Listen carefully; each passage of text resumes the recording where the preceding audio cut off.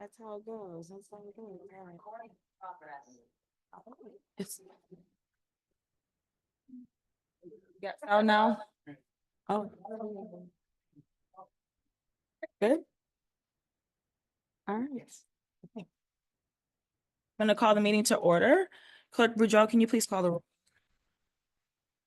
Mayor Pro Tem Wilcox, Present. Mayor Brown, Present. Councilmember Fellows, Present. Councilmember Tucson, Present. Councilmember Simmons, Here. Councilmember McLean, Here. Councilmember King, we know is absent. We have a quorum. All right, thank you. Give everyone an opportunity to focus, prepare for the meeting.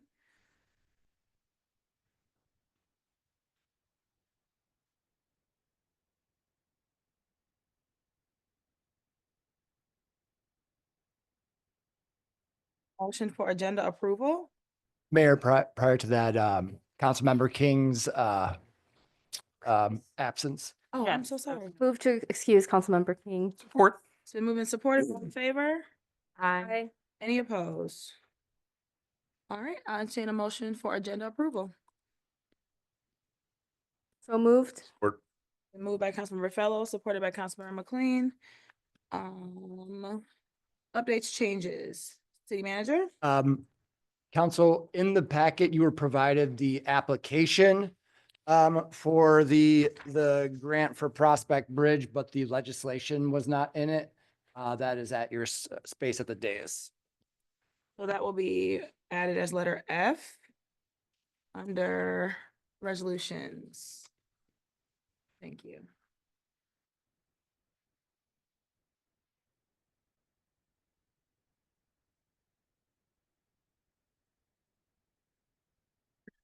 Changes.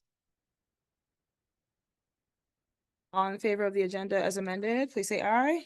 Aye. Any opposed? All right, thank you. Okay, this is our opportunity for public comment. Members of the audience will have 3 minutes to address council. I'll start with those who have names signed up here on the list, and then I will go to hands in the audience and then individuals on Zoom. And so first I have Charlotte Croissant. Good evening. If you could state your name and address for the record. If you My name is could- Charlotte Croson. I live at 109 North, Ypsilanti. I wanted to talk to you about trees in the city of Ypsilanti. There seems to be a lot of conflict about trees in the city right now, including at my own house. There's a conflict over a tree that's in the tree lawn, what the city calls the margin, and then there's some conflicts over on Willis about trees in someone else's tree lawn and trees that the people have planted in the middle, I don't know, that strip of lawn that goes down the middle of the road. I don't know what that's called. Anyway, I want to urge the city council to look into how this tree situation is handled in the city of Ypsilanti. I think that there's room to work with people in the city about what trees are planted and how they're maintained and what the city, is responsible for and what they're not responsible for. In particular, the trees over on Willis that have been planted are native species. They're pawpaw trees. The people in the community, as I understand, have committed to take care of those trees. And they have committed to using them as a community resource for people in Ypsilanti. And I think there's nothing specifically in the ordinance that says they can't do that. They just have to obtain permission from the city. And that permission structure right now it's confusing, I think. Like you can go to DPW and maybe get a tree permit, but then we got permission and now the building department's after us for a peach tree. So it's a little confusing and unclear. And I think some clarity and perhaps an appeal process that is not stuck in the Department of Public Works or the building department, that looks overall sort of holistically at this issue and what trees are planted where and who's committed to take care of them.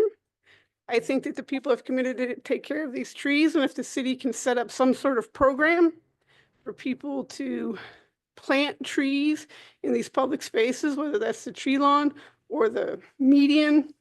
In particular, I think tree lawns you know, when you buy a house or sell a house, you've got the tree lawn, if you got something in it, pretty much people know they're committed to take care of that. So I think that's something that should be taken into account when you're talking about what to approve for trees. And for those median areas, people already take care of the end caps. Not really sure how that process works. I don't know how people get permission or if they even need it. But if community members want to expand that community space to include, you know, native trees and things that they commit to take care of, I think the city ought to look at that process pretty carefully and sort of bring people into community rather than sort of keep going with the friction that seems to be have generated over the past months or so. So, thank you. Thank you. Yeah, you did. That is the only name I had signed up. Is there anyone else in the audience who would like to address council? Yes, please come.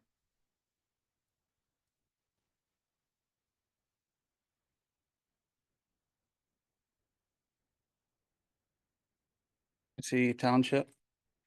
Last time I was here, I recall one of the council members mentioned that, you know, the developers who develop in here, buildings, whatnot, they should donate or give money to a housing fund. And I'm gonna get more to that in 1 second. I'm going to read a little. I moved from the city of Dexter, lived at the Walkabout Creek townhomes there, the tax credit ones there, but so, and this is what was going on there. They were building a building in a little odd spot. And here's from the developer said, Bloom pointed out the developers have included a 1,100-foot city water line extending from Alpine Street beyond the Pelham to the entrance to the West Bridge subdivision. OHM and our consultants estimate the cost for that to be $500,000 to $600,000, said Bloom. This is a massive infrastructure investment that we are doing for the city of Dexter. This is what this developer is doing, because if that water line hadn't got in, that building wouldn't got built. And I went to the city council and asked them, so after that water line gets put in, who pays for the maintenance and repair of such water line that such developer put in? It gets put on the taxpayers. And the taxpayers had no say in that water line. All right. And another development out there on Jackson and Baker Road, the Westview Commons, somehow the township wound up with an aerial ladder truck because somebody said, hey, your buildings are too tall. And they wound up with an aerial ladder truck.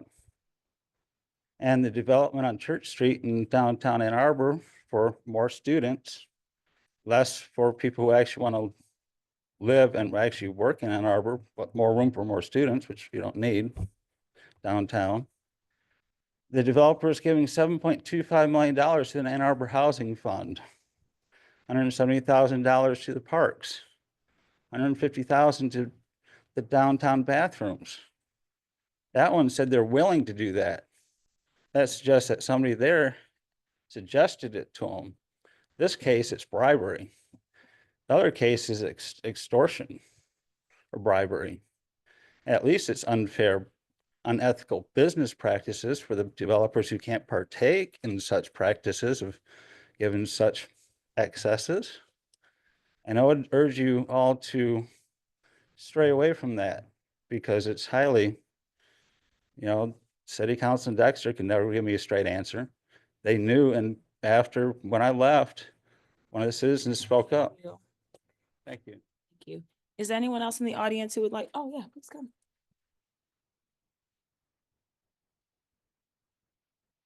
Kirsten Mowry, and I live at 109 Oakwood Street. And I am here because I put in an application to the city to represent the city on the Huron River Watershed Council. My reasons for doing that are because I believe water is going to be a very contentious issue as we go forward. Also because I'm concerned about what it means for the entire watershed and also the city in terms of climate refugees coming to Michigan from other parts of the country. And so I want to help to keep the city's interests in mind with the Watershed Council. So thank you very much. Thank you. Thank you. All right. Any other hands in the audience who would like to address council?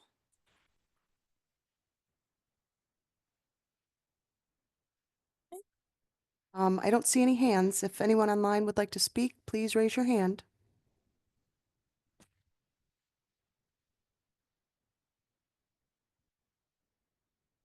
Close public comment. Thank you. And we'll move into our first presentation, which is on roads. Oh, it's you, Rachel. Hello. Well, hello. Hello, Good good evening. evening, Mayor. Good evening, Council. I gave the PowerPoint. That's my thing, I'm opening the. Yeah, we can actually, I think there's a couple that you can.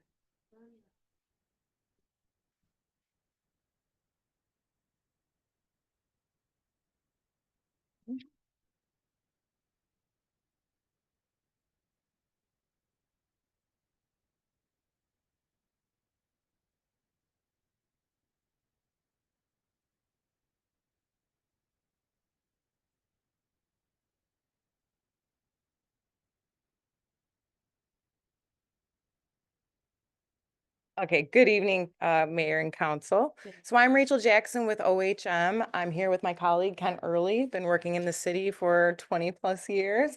And I work closely with DPS and planning here at the city. So we're gonna go over the road infrastructure, basically everything within the right of way for the city of Ypsilanti. Okay. So the desired outcomes of this presentation is to identify your high priority road assets, review upcoming projects, road, bridge, and pedestrian, non-motorized, funding opportunities federal and state level, and creating a sustainable plan to fund high priority infrastructure projects. A quick summary, the city has about 52.6 miles of road that they own and maintain. This is split into two groups, major and local. The major streets, majority of them are eligible for federal funding. Then the city local are ineligible from federal funding. There's 5 vehicle bridges. We'll get into those. There's non-motorized facilities, including trails, sidewalks, also bridges, pedestrian bridges, ADA ramps, and storm sewer infrastructure ties into roads and funding. That's all pipes and structures within the right of way. And as a reminder, Ypsilanti Community Utilities Authority maintains the sanitary and water main within the city of Ypsilanti.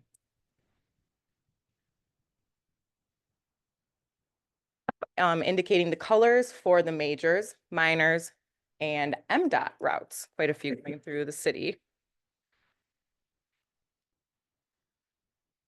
Okay, so the way that we determine the condition of pavement is a standardized statewide condition assessment. It's called PACER, Pavement Service Evaluation and Rating. It's like a windshield survey, and it's a rating from 1 to 10, 10 being brand new road, 1 being so poor that it needs to be reconstructed. Federal aid eligible streets are rated, actually all the roads are pretty much rated every 2 years. They're on a different schedule. SEMCOG has historically been doing the federal aid eligible roads. Just recently, OHM just did them back in 2024, last year. And this year is due for the local roads 2025. Those have to be done between the spring and fall months. So we don't have any of that data for 2025. And then RoadSoft modeling software is what all of the standard entities use to track that data. That is data that can be printed right off, given to MDOT, and it's included in your Act 51 reporting.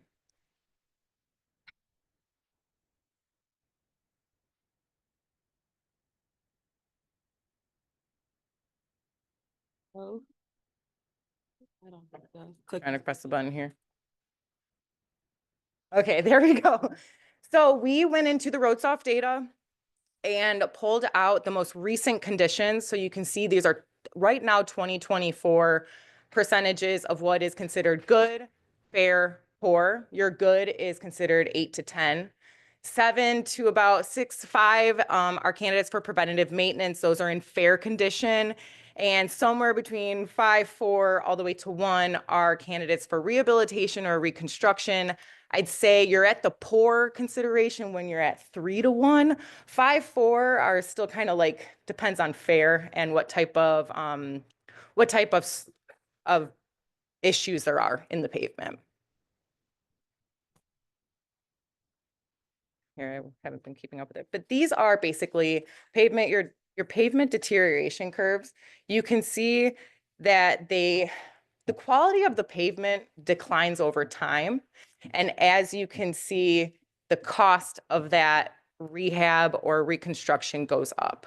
So you really want to capture it's kind of hard to see, but you want to capture preventative maintenance treatments earlier when the curve hasn't gone down yet.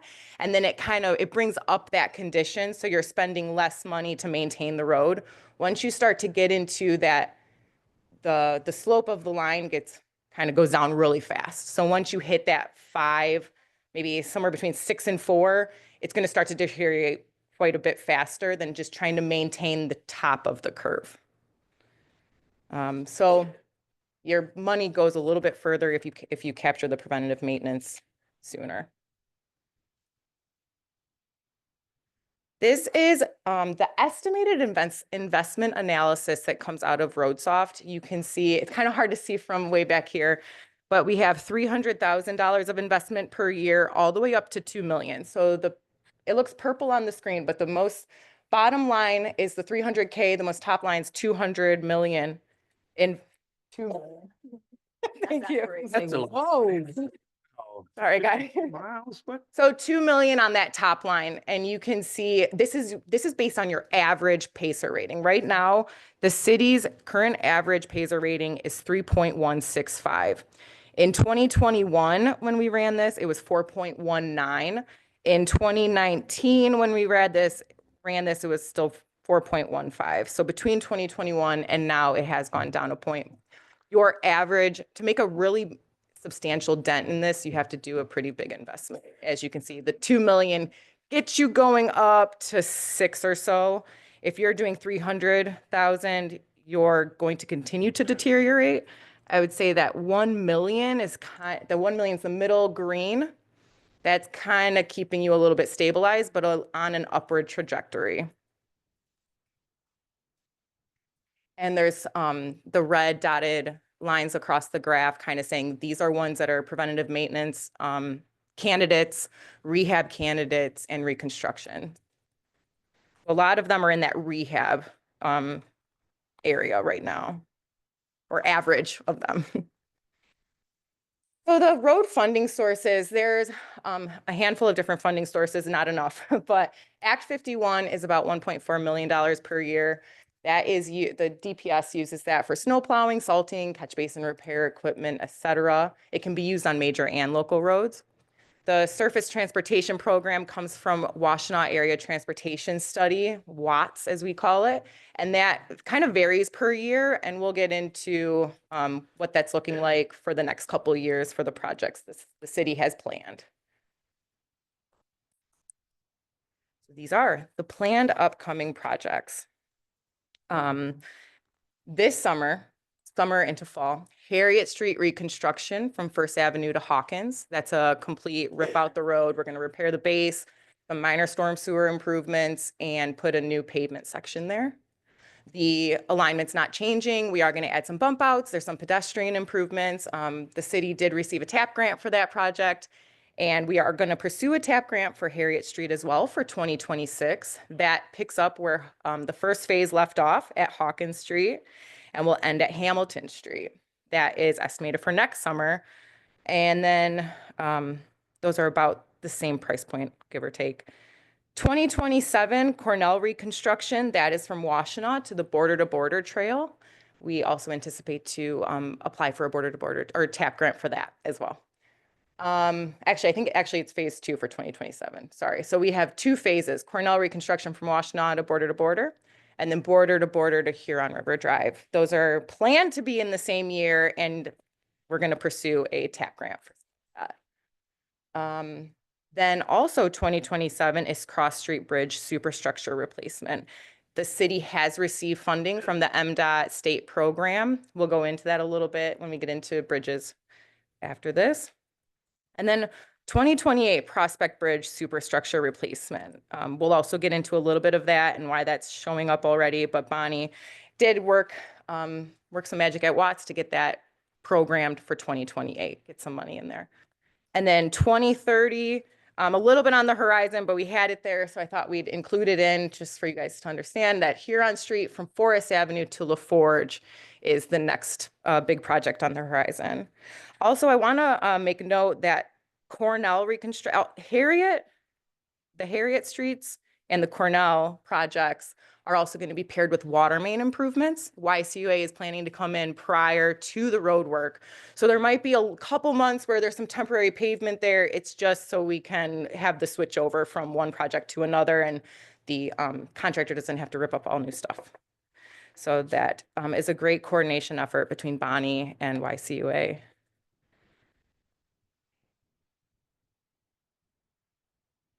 Okay, the bridges, quick overview. So 5 bridges, vehicular bridges, Cross Street, Prospect, Forest, LaForge, and Factory. Forest, LaForge, and Factory have had preventative maintenance projects over the last 2 to 3 summers. So they're in pretty decent condition. It doesn't mean that they don't need any other preventative maintenance efforts, but they are considered pretty good. Cross Street has been in poor condition for a few years now, but it's kind of a stabilized poor condition. And then Prospect was known to be in poor condition, but it's a faster deterioration condition that we've noticed in the last couple inspections.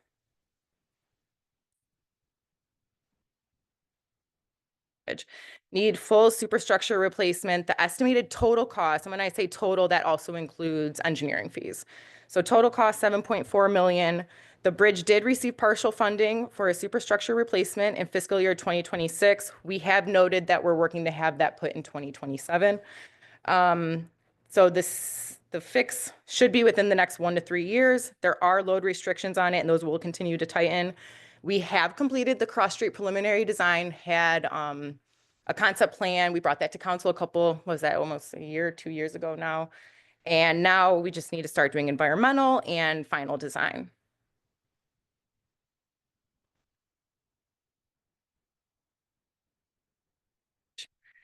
This kind of became top of the list over the summer. We did an inspection and noticed that there were some beams, I want to say, that were in compromised condition. When we ran it through the software, it spit back that for safety reasons, we should close some lanes on the bridge, keep the traffic into lanes away from the compromised areas of that bridge. So lane configurations, reductions, I think that was done September or October of 2024.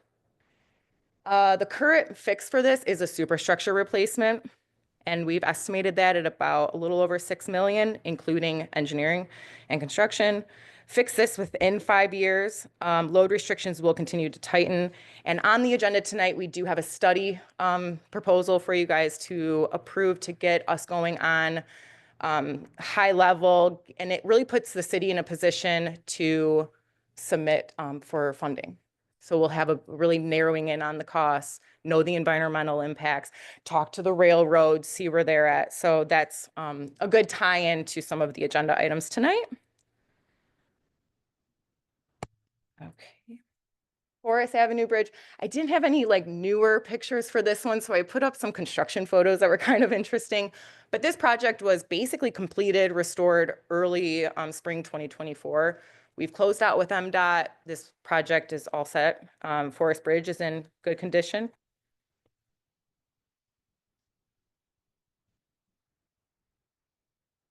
This project was a preventative maintenance project that was funded in the summer of 2024, paired with the Factory Spring Street Bridge. These are final photos. They look pretty nice. There's Factory, the new walk, and the approach work that also was completed this past summer. Okay, moving on to some non-motorized. So these are the pedestrian bridges that we have in the city. Some nice photos here. The city is inspecting these on a regular, about 5-year cycle. Right now, there's no anticipated repairs. I think it might be just like some wooden boards that might need to be replaced, but nothing structural.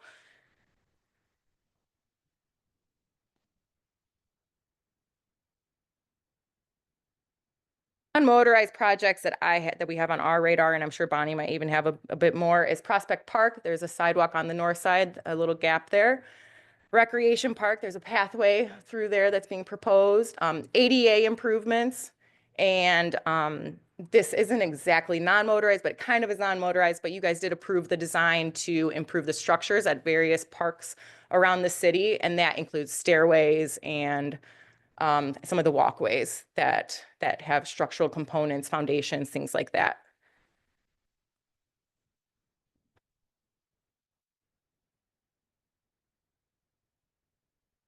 Sure. So overall, there's not great funding for storm sewer infrastructure. It's all basically funded from the Act 51. We have been doing, well, Bonnie and her department have been doing a good job of inspecting the storm sewer before an upcoming project, just to see what the condition is, that if there's anything that needs to be done, rehab, repair, we can capture that in the design. All the storm sewer is located on city facilities or within city right of way. Like I said, no current specific funding source for this, so it's a pretty big burden on Act 51 agencies when there's not other funding sources.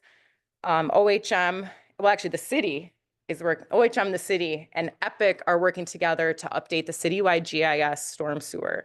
So what they're doing, you guys might have actually seen them going out, popping lids, and checking the direction of all the pipes, the pipe sizes, putting that data in the GIS system, and they're doing the entire city. So that's huge for asset management.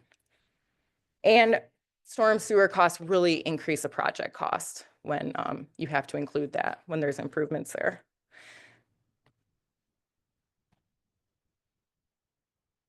Doesn't have a dedicated funding source, and I heard somebody already in the public that mentioned trees, but street tree maintenance is funded through the Act 51.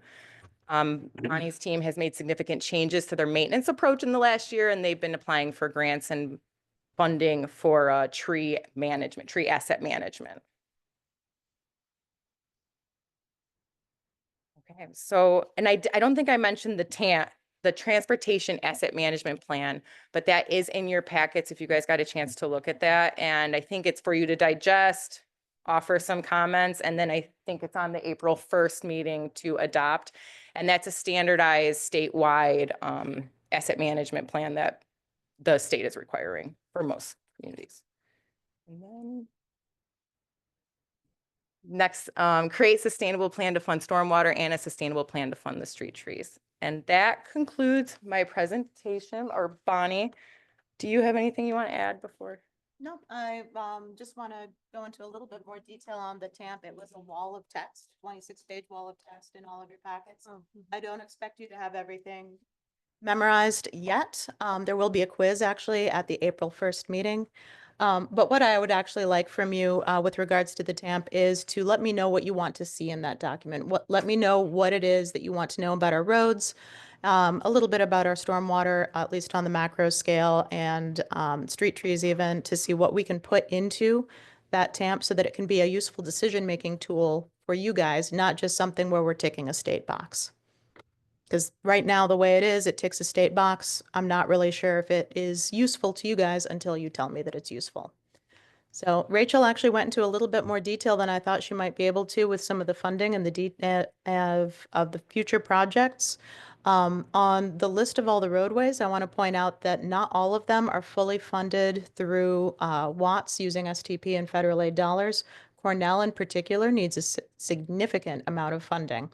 One of the ways we were able to get Prospect Bridge for 28 in the TIP, Transportation Improvement Plan program, was by taking away $100,000 from the Cornell project. But then that was for one of the phases. The other phase is completely unfunded at this point. So that's something we will be looking for additional dollars for. All of the roads in that list, all of the actual roads are paired with Yucca improvements and projects where they know that they need to replace the main. And we are working closely with Yucca as well on their service lead replacement program. So we're trying to maximize those Act 51 dollars wherever we can, and, you know, work with Yucca. We're actually even working with Yucca on the Recreation Park Pathway project. So we're maximizing the dollars. There just aren't very many to spend. But yeah, any questions for either myself or Rachel? Thank you. Questions from council? Councilmember Simmons? Hello, good evening. So I have a few different questions. Some are for just like curiosity as we're working through things, and some are for clarification. So you were talking about the PACER rating, and I'm trying, in the packet, it has like that one graph that's like, here are the streets, the ones in red are poor, the ones in green are good, the ones in yellow are fair. And I was like, wow, I knew our streets are bad, but it's, So that's just designation of jurisdiction. So this map, this one right here. Oh, no. there's another. Oh, Oh, we have, yeah. yeah. Okay, yep, understood. Oh, no, it wasn't it was like, it looked like, Figure one map. Yeah, figure what's a map? yes. Oh, yeah, this no, map. that's bad too. That one, this one here. Well, you can't see it, but I was just This wondering. one. So I was just trying to get a sense, like I knew that there, but I was like, wow, this is a lot. So I just want to see if I can understand a little bit more about what goes into this rating. Yeah. Yep. So PASER is a standardized training and a standardized rating system that has very clearly defined boundaries on what constitutes a 10, what constitutes a 1. So it's the pattern of cracks, the depth of cracks, the way do cracks go, from a structure to another structure? Do they go across a road? Do they go down a road? So it is a visual inspection of the surface of the road. We aren't out there drilling holes in the roadway, but we're saying, okay, this one has a lot of cracks. This one has fewer cracks. This one has deeper cracks. This one has weirder cracks, not weirder, but this one might indicate a sinkhole. This one might indicate something else, just a freeze thaw expansion thing. And if I can elaborate, so it's between intersections as well. And what you do is you take the worst lane. So if it's a 2-lane road, I'm picking the lane that's the worst and I'm putting that number to it. So it might only be 100 feet of 500 feet that's really a 1, but I have to put it as a 1 because that's how the standardized PACER conditions go. So it looks like, from intersection to intersection, it could all be a 1, but really it might only be a couple hundred feet of that or something like that. So. Want to do this. Thanks. And then I was trying to understand, so some of the roads I know we have concrete versus asphalt. And then I also saw places where it talked about the differences in lifespan for those kind of roads. So I'm just trying to think about like, why would we choose one over the other? And as we think about some of these road projects, if we're considering like having more concrete, for example. Concrete tends to be a little bit more difficult for local agencies to maintain over time. So we don't have the time, materials, the money to go out and saw cut every, spalling joint, every chipped corner. And that's really what you need to do with concrete roads in the long term. So they will stay good for a little bit longer, depending upon the type of traffic, but they will fall off a little bit more quickly, actually, because we just can't keep up with that type of maintenance. Like 0.6 miles of concrete in the city at this point. So even more to all the tools to do asphalt repair, but not as many tools for concrete because there's just not as much. Mm-hmm. Yeah, no, I was understanding that. I'm just also thinking about overall cost because I know sometimes when it was like, oh, within a couple of years, the road can deteriorate. And I'm like, oh, yes, I've noticed that. Like, oh, this one was just repaved and it's like 2 years later. And why does it seem like it needs a lot of work again? So then you're like, and understanding some of that. So anyway, so I'm just trying to think about how those cost measures. The 2-year mark is about where we start applying preventative maintenance or where we should be applying preventative maintenance things. So that's crack sealing, that's microsurfacing, that's that sort of stuff rather than just cold patch potholes. And then I saw that there were some, there was a part that was kind of looking at like historic scores. And there was kind of a big drop between like 2015 and 2019. And then we saw like a little slight increase in 2021 and to 2023. And I was just trying to figure out maybe what was going on. Like, was it a big drop just because of like time? Like they all were hitting at a certain point? Yes, because we did the local roads project in 2003. Yep, and so 10 years after that last project, that's, they'll go bad at Yeah. once if you do them all at once. Mm-hmm. Yeah. Okay, that's helpful. I'm just trying to like, and then, let's see here for the bridges.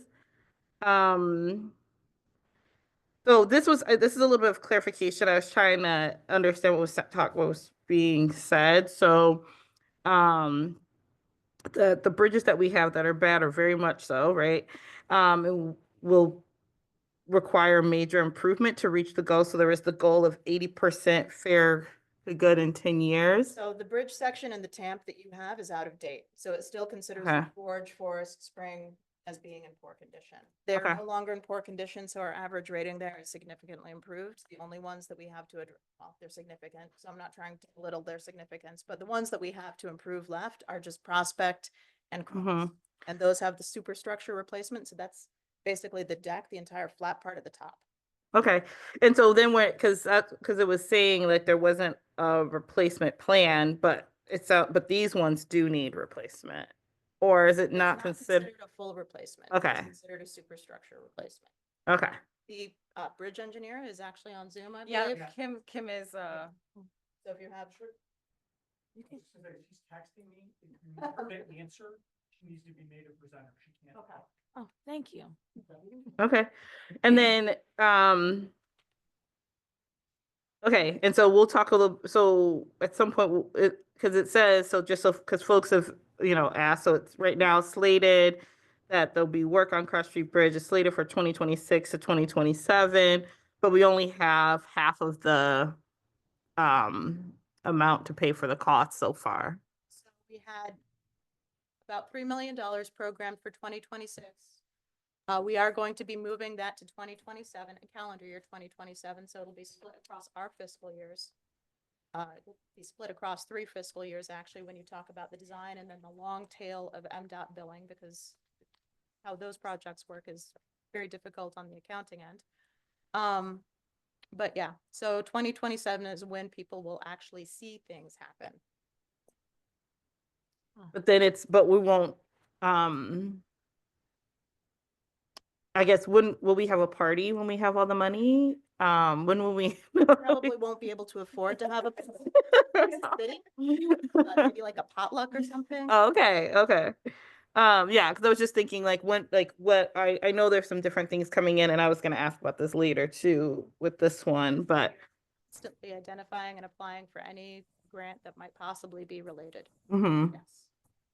And then when talking about the non-motorized pieces, so I appreciated seeing that the non-motorized assets include roads too, where bikes travel.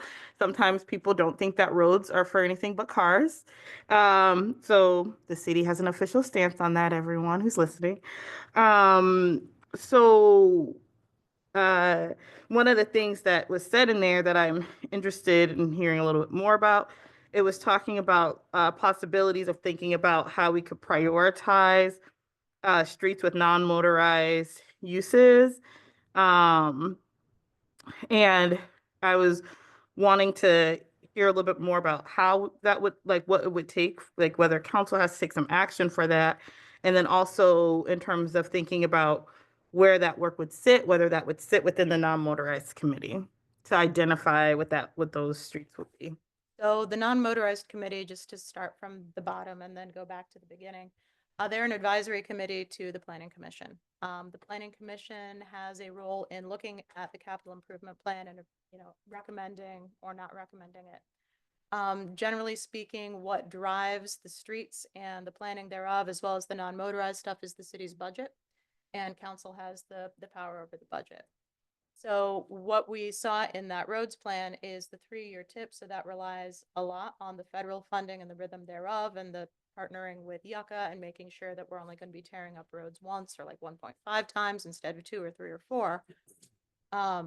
And non-motorized does come into play with those considerations. Like we've got a significant amount of sidewalk replacement in Harriet, and I'm sure it's gonna, when we redid Huron River Drive, we added a whole heck of a lot of sidewalk there. But as far as, do we have bicycle counts? No. Do we have pedestrian counts? Not really. We actually do have pedestrian counts for Cross Street Bridge. So to back up a little bit more, non-motorized committee is absolutely welcome to have opinions, to gather data. We would love their input, but they're not the determining factor. The determining factor is dollars, and you control those dollars. So, because I guess this like question is kind of thinking about like as these different projects are selected, I'm always like, was like how how is Cornell selected? How is, Harriet selected? My guess is that they're in pretty poor condition, and so then they got prioritized because of that. And obviously we have some roads that we can say like, oh, these are pretty poor condition, why it would be prioritized. But then I'm thinking this makes it seem like there could be another way that things could be prioritized, because some of the streets, it's like, yeah, if it's really awful, then it's really hard to travel on. So with Cornell, part of the reason why that was chosen was not just because of its condition, but because it is adjacent to the border-to-border trail and does present an opportunity to strengthen the border-to-border trail, particularly between Cornell and Huron River Drive, and then south into the neighborhood and connecting onto Candy Cane Park. With Huron River Drive projected for 2030, that is in that year, partially because that gives us enough lead time to work on a study with Watts to two-way those streets, so Lowell and Huron River Drive from that extent, but also because that is someplace we've been working with the border-to-border trail people to extend the border-to-border trail down from Eastern Michigan University and down to Forest, rather than it being on that weird and awkward set of bike lanes and sidewalks that doesn't get a whole lot of use because people tend to cut through EMU. So that would be a way to make that trip a lot smoother for bike commuters, for locals, for, for everybody who would prefer an off-road experience.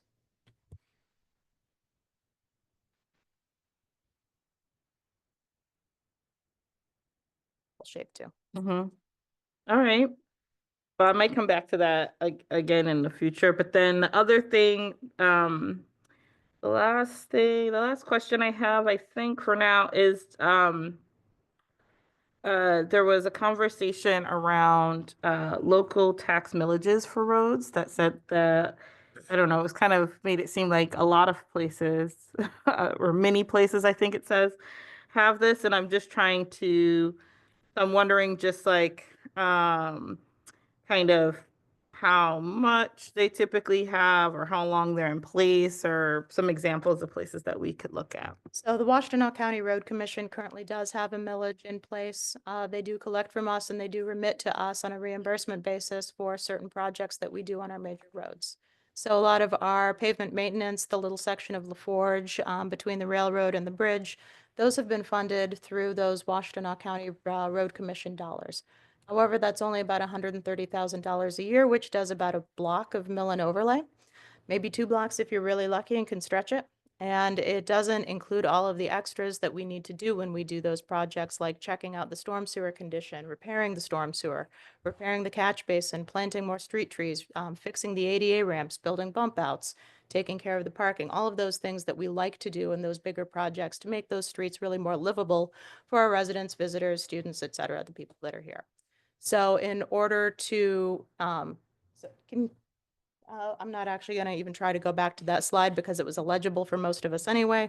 I know I should get new glasses, but on the graph that had the dramatic lines in many colors. So with double what we're spending now, so with $300,000 line, most of our roads are slipping into reconstruct territory. When we bump it up to about 500,000 or so, we're into what is it, capital PM? Yeah, and then we get into 750 to 1, we get closer and closer to just being able to maintain the roads.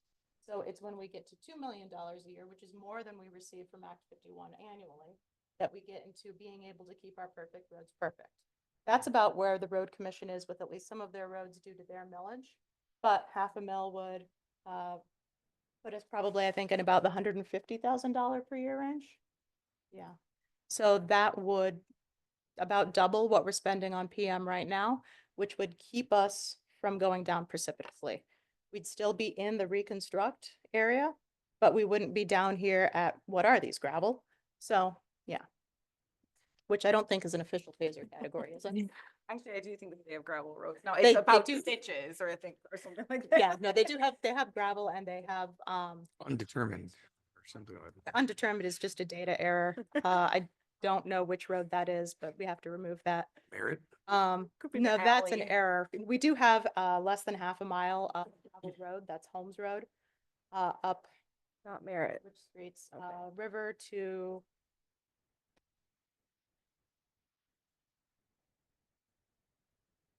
So, yeah. All right. Couple quick questions. Thank you, Mayor.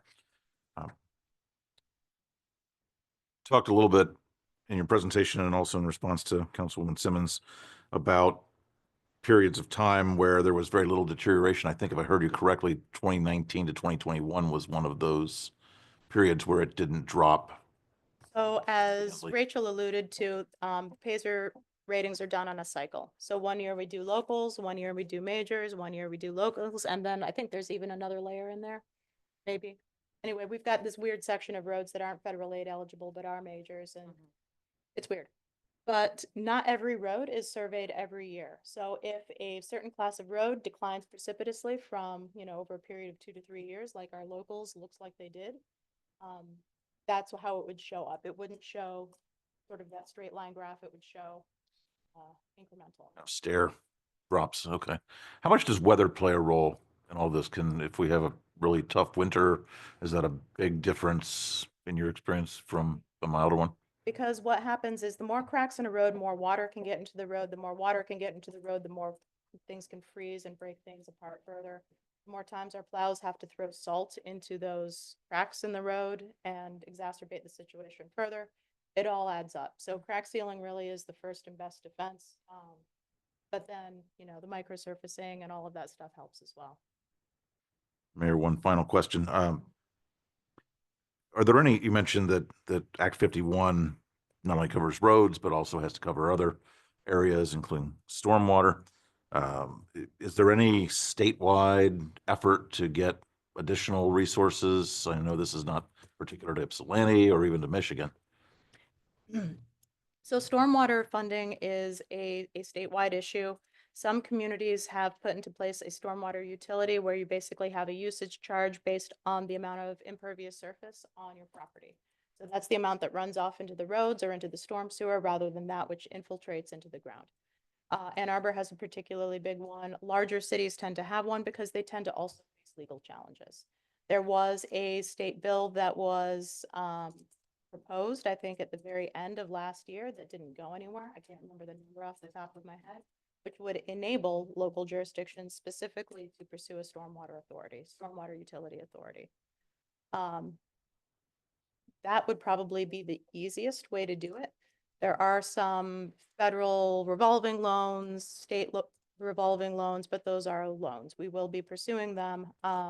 There's one that looks like particularly good funding source that actually Senator Peters helped to put into place, funded by the STORM Act. It's a low interest revolving loan fund, but we're actually ineligible because the county doesn't have a hazard mitigation plan in place, nor does the city as an individual. And because it goes through FEMA. So the reasoning to have stormwater is not just to keep our roads in good condition, it's to keep places from flooding, right? And so it's considered, having your stormwater system in good condition is considered, a way to mitigate the hazard of flooding. There's probably a lot of information that was not particularly covered. Well, helpful. Thank you. All done? All right. Further questions or comments from Mayor Pro Tem? Just a couple of quick ones. Storm sewers. So, your predecessor had, talked numerous times about scoping as well as taking the covers off and looking at the size of pipes and things like that. And I'm just wondering where we are with that. project. I know it was grant funded for some amount of time, but So we had a SAW grant from 2017. I think my predecessor's predecessor actually applied for that grant and it was funded. And that provided for a lot of TVing of the sewers and condition assessment and the development of a capital plan. We have not been able to fund that capital plan because we have been busy chasing failures, so chasing emergency repairs. That we would have to fund at about $150,000 a year to really do what we need to do in order to keep it from, part of the problem is all of this is underground and you can only see so much on a camera and then, who the heck knows what happens when, something happens. But generally we look at those condition ratings and say, okay, this is the next one that we need to stick a liner into. This is the next one that we need to rebuild. Fun stuff like that. Yeah. sinkholes, our favorite conversation around Ward 2. Very related to storm sewer. Right. So if you could take a minute to just address that, where that funding would come from for those repairs that people have been asking about. So we have about $650,000 of repairs that we need to do to ameliorate these sinkholes. And that's for the ones that we know about. And that is the ones that we've already checked and put into a bidding package last summer. We are working with OHM. We're working OHM to the bone here. But we're working with OHM. We've identified a couple of priority places where there are higher traffic roads or there's a series of failures like Elm Street that just came up today. That are more or less interrelated, where we can sort of do the most, but that's probably another $100,000 to $150,000 per year, or $650,000 worth of years, so 5 or 6 years. We had 2 bidders on that particular project. There's a third one that I keep forgetting to tell you to reach out to too. I'm sorry. Yep. But we need to work out pricing and how we want to put out for bid with that. And, do we want to do a 5-year contract? Do we want to do a 3-year contract? How do we want to prioritize the ones that come up while we're working on these ones? Because they will come up. So there's a little bit of sort of internal balancing that we want to do. Because again, our Act 51 dollars go into 202, which is the Major Streets Fund, and 203, which is the Local Streets Fund. So one year we may have $200,000 worth of repairs out of one, $50,000 out of repair in the other. The next year it could be reversed because they're different streets. Did that answer your question? Yeah, and then some. I was looking for the fund numbers. I didn't ask that question, but that's Got more fun. awesome information to have. And then the other question about Cornell, that's also a high. Great street.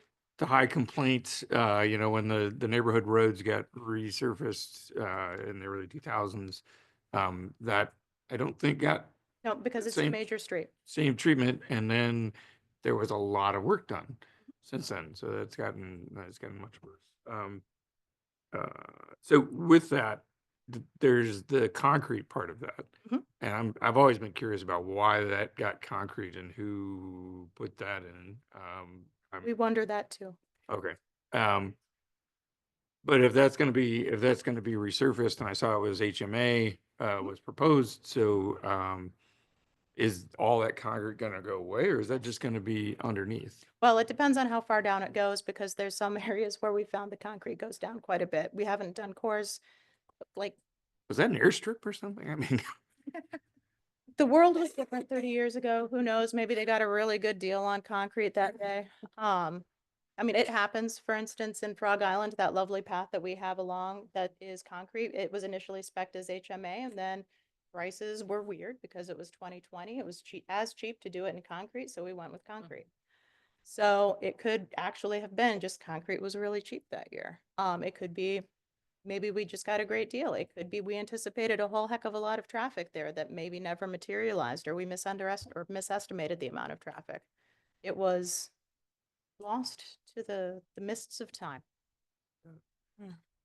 but that will be asphalt Yes. from Washtenaw to Huron River Drive at that point. Okay. And then I also heard that the Tridge at some point I heard that it was in terrible condition and you guys were like, oh, it's not bad. It's actually structurally, it's pretty sound. It is the bits that people can see that's in really bad condition. So the steel beams that support it, the, what are the pilings? The pilings upon which it sits, they're in pretty good condition. Probably needs a good painting, but it's in pretty good condition. The concrete bridge that is from Frog Island to the shore, that is not in as great condition, but I think that bridge might be like 90 years old, so we're gonna give it a little grace there. Yeah. And then, I know that, some people have had questions about why hasn't Cross Street been done? Why did Forest Street get done first? And that was because of substructure issues on Forest Street, correct? There were the pilings or Oh, that was just straight up money, right? So Forest needed less work. And we ended up being like, what, $300,000 into it as the city. And I think it needed $1.5 million worth of work, which is a lot more bite-sized than. low hanging fruit. Mhm. Okay, thanks. So we've been able to improve 3 bridges, thanks to my predecessor's work in getting those grants. And OHM's work in applying those grants and doing all of that stuff, rather than focusing all of our energy on the one bridge. But now we have just 2 bridges to focus on, which is great. A lot of money. It is. Yeah. City manager, I saw your hand. Just to add one thing, for the Sequos project, 202 and 203 will probably be funded through some fund balance. We'll probably transfer some in.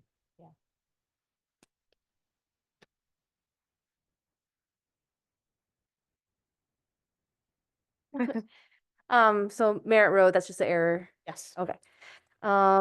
They, I was looking at this map and about the Harriet Street project, and the map shows First Avenue to all the way to Huron. Is that incorrect? That is pulled from the LRP, so the extents of that project were reduced because my predecessor's predecessor milled and overlaid the section between Hamilton and Huron, I want to say in 19. Yeah.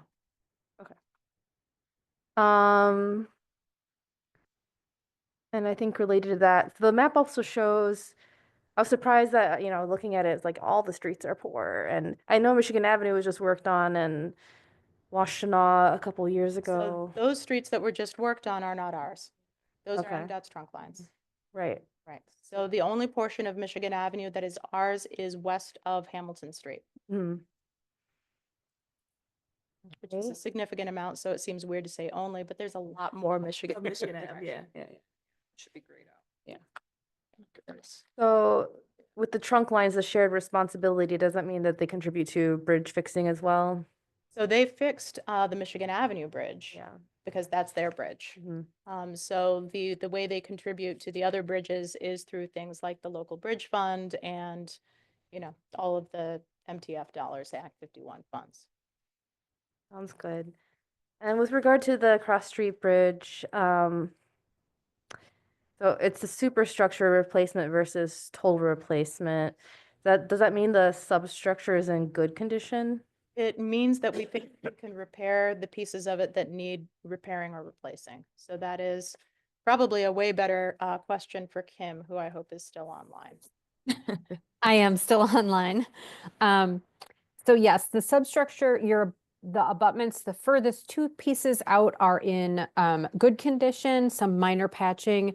The 2 piers which sit in the water, in the middle of the bridge, we need to replace the top cap piece, but we do not need to replace anything that goes into the water. It's a much more environmentally friendly piece to get through with all of our permitting, and it really should bring the bridge up to good condition. I don't see any issues with the substructure going forward.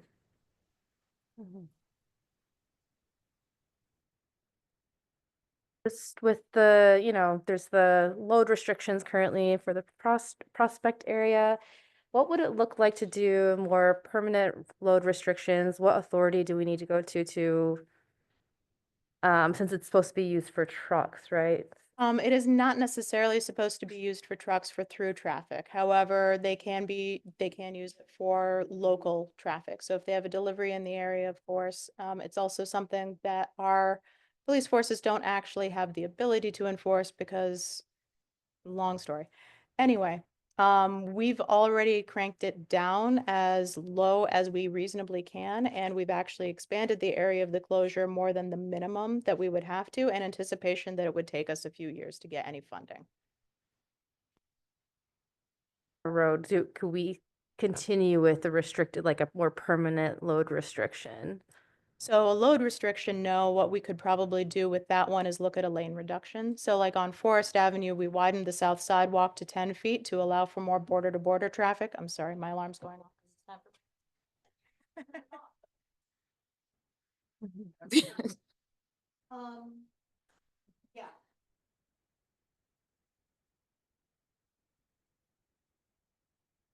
Pedestrian traffic area, yes. That sounds good. Well, kind of in line with that, then I guess you were asking for feedback since this is a draft. Mhm. And we also got to talk the other day, and I am wondering about we have this feasibility study in front of us for the Prospect Bridge, but what about a feasibility study for looking at all the roads with regard to prioritizing preventative care, and as well as looking at like a TAMP for the entire city with regard to like optimizing walkability, non-motorized transit, reducing lanes, narrowing roads, slowing of roads, these sorts of things.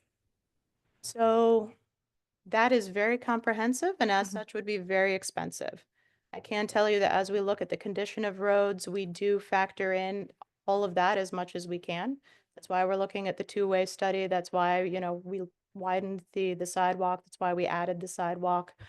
So it's not that it's being ignored. It's just that it's generally, buried in something. So for instance, with our preventative maintenance, with our crack sealing, what we're doing, so DPW has the city divided more or less into 5 areas based on trash and recycling pickup day. So what we're doing is doing all of the local streets in, I think we started with area 5 and then, or area 4, and then we're going around doing the local streets in this area and that area and that area. Just because that's as easy a way to tell a contractor to do it, and it keeps the cost down because all of those streets are close together. Rather than saying, okay, I needed to do, 30,000 pounds of sealant over, which is a lot, I'm sorry. 30,000 pounds of crack seal over here and then go all the way across town to do sealant over here and then go back over town and do that. It's, you can knock it out. I think it took them 2 days last fall to do, the streets that were in the initial scope, and then, hey, if you have extra, hit this one and this one and this one. So like we did that the year before with Armstrong. So that was outside of the area and we had them go and hit that. We did that this past year with Emmett Street. So Emmett Street, needed some love. So we're like, okay, go and hit Emmett once you're done with, this round, if you have some extra quantity. And so that's how we've been handling it. And that's probably the easiest way to spec it and bid it, because a lot of times some of these, like I said, everything is very tied into budget. 1 year you guys may decide, hey, this is what we're going to spend all of our money on. It's going to be non-motorized transportation. And then maybe we get a grant that throws everybody's mental calculations off. And then the next year, like, well, we don't need to actually spend that much money because we got a grant, or the county's going to handle it, and it ebbs and flows, and it makes it difficult to plan. And then to execute a specific written plan that says in 2028, we will do X. That was probably way more depressing than he wanted. Like, we aim to be that comprehensive. We dream of being that comprehensive, but I don't think I've ever seen a community that's actually been able to do that. And he's good at crushing hopes and dreams too. Any question? So just circling back to the budget, connected to the budget. So 85% of our current local roads are poor on the Pacer? That sounds fair. Okay. And you were telling us that in terms of that graph that had all the fancy lines, that if we currently we're spending about 300,000. Currently we're spending Zero. What are we spending? about $100,000 a year in crack sealing. Period. That's it. And that's new. That's in the last 2 years. Yeah. Oh, wow. Okay. So that's even more of a jump. Okay. And so you were saying that if we got to 500, then that would keep us, not necessarily moving us up to good, but at the rehab phase where we wouldn't be. We're on the not slope, falling off the the cliff. downward of the slope. Okay. Is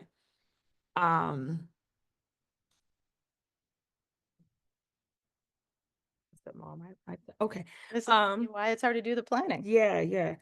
Um, I got Gantt charts though, so. okay. Okay. Thank you. That's all. Ooh, that makes it different. Okay, thank you. Further questions about roads and all the other things that Rachel talked to us about?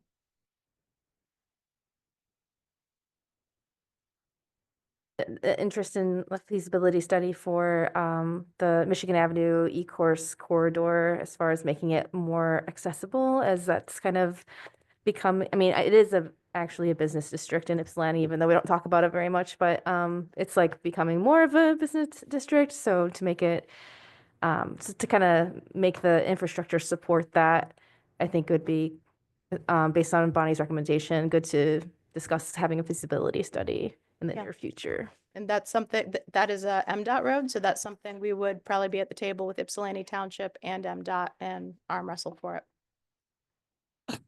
So the feasibility study, just for a sense of scale, for the Hamilton, Huron, Washtenaw road diet, that was about $76,000, and that was 2017 dollars. So, yeah, I don't know the inflation rate off the top of my head, so it's probably 100. City manager? I've been in preliminary discussions with the supervisor about that corridor and kind of, there's a lot of different possibilities, but these discussions only just began, but just to improve that entrance to the city, and do other things to slow down traffic. I know their master plan has that area with they want to move the parking lots behind the buildings and have lower setbacks. Obviously, it's difficult now because all the buildings are where they are. But yeah, we are discussing those and possibilities of partnering with the township for that corridor. Excellent. Comments? Information? That's what I'm here for. All right. Thank you so much, Rachel. All right, Councilmember Tucson, you have our one ordinance reading this evening. Yes, so resolution number 2025-046 resolved by the Council of the City of Ypsilanti. Now therefore be resolved that the attached ordinance titled an ordinance to amend Chapter 71 Administrative Hearings Bureau of the Ypsilanti City Code by amending Article 2 Administrative Hearings Bureau, Section 71-33 Administrative Hearing Officer Powers and Duties, Section 71-34 Administrative Hearing Officer Training Requirements, and Section 7143 Violations of Orders and Failure to Pay Civil Fine and Costs to update to be in compliance with state law, be adopted upon first reading, and I so move. Work. By Councilmember Tucson, supported by Mayor Pro Tem Wilcoxen. Council, this was brought to me by the city attorney. Largely, it has to do with how the hearings officer administer the fines, just some cleanup, and then state law did change at the beginning of the year, I believe. Yeah, so that was Act 83 of 2024, which took effect barely a couple of weeks ago. And so it really streamlines the process for the hearing officer to conclude his or her hearings, but also requires some written findings of fact and conclusions of law as it relates to each individual case, where that is normally not the way things have operated in for AHBs that are across the state. So the state legislature wanted to take a look at that. It also did eliminate a formal requirement that the AHB officer enter a corrective action order, if you will. You have 30 days to fix this problem, or you have 60 days to fix this problem. What it does is it actually allows the matter to be referred immediately to the district court by default if the matter is not resolved within 30 days of the hearing. So depending on your status as an owner occupant of a residence, or as a commercial operator, or owner, non-occupant of a piece of property. The penalties range from additional fines and costs with attachment to the tax rolls to a misdemeanor offense. So there are exceptions built in, and those are built in, and particularly in the last section of the new act. So again, as Manager Halinga pointed out, a lot of this is cleanup and a lot of this is to line up with the revised state statute. Thank you. All right, before we go to questions, I'm going to open the public hearing. So if there's anyone in the audience who would like to address council on this matter, please raise your hand. Mhm.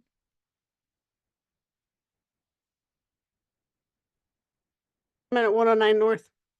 I did look at the amended ordinance. I don't necessarily have anything to say against the amendments, but I would urge this council to look at the Ypsilanti City ordinance and really look into how many violations are defined as blight violations when they're not blight. What you're really looking at is penalizing people, I mean, with jail time for Pete's sake, for things like, I don't know, like plants intruding on the sidewalk, things like that. So I really ask you to look at what the definition of blight is in the ordinance, and then look at how over-inclusive the ordinance is in sweeping things in as blight violations. In many of these sections, there's a little bit of the ordinance says, this violation is defined as a blight violation. And there's no way that that portion of the ordinance describes a blight violation.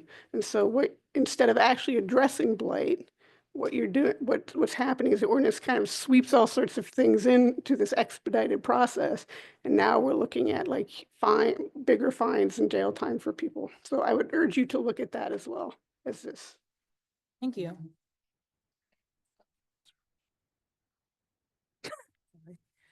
Are there other members of the audience who would like to address council on this matter?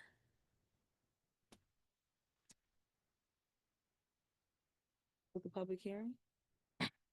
Resolved by the Council of the City of Ypsilanti that the public hearing to amend Chapter 71 entitled Administrative Hearing Bureau of this of the Ypsilanti Code be officially closed, and I so move. Moved by Councilmember Tucson. Support. Supported by Councilmember Simmons. All in favor of closing the public hearing, please say aye. Aye. Any opposed? All right, thank you. Back to council. Questions, comments about about this ordinance, amendment to the ordinance? Councilmember McLean. Thank you, Mayor. I think it's to Attorney Barker. In your estimation, is this change, and we have to make it, but is it in our best interest? Does it help our process? Does it hurt our process? And are there any additional costs that are borne by the city as a result of having to make this change?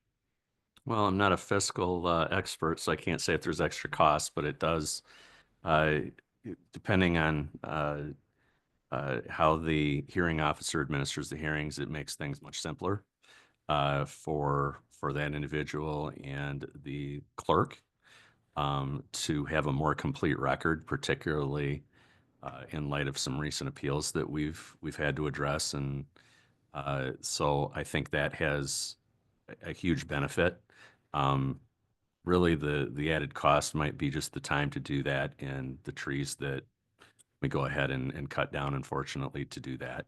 But it also, I don't think there's any added cost to moving certain violations where there's non-compliance with an administrative hearings officer's determination over to the district court when those come up. That still falls under the same flat rate contractual provision that we have with the city.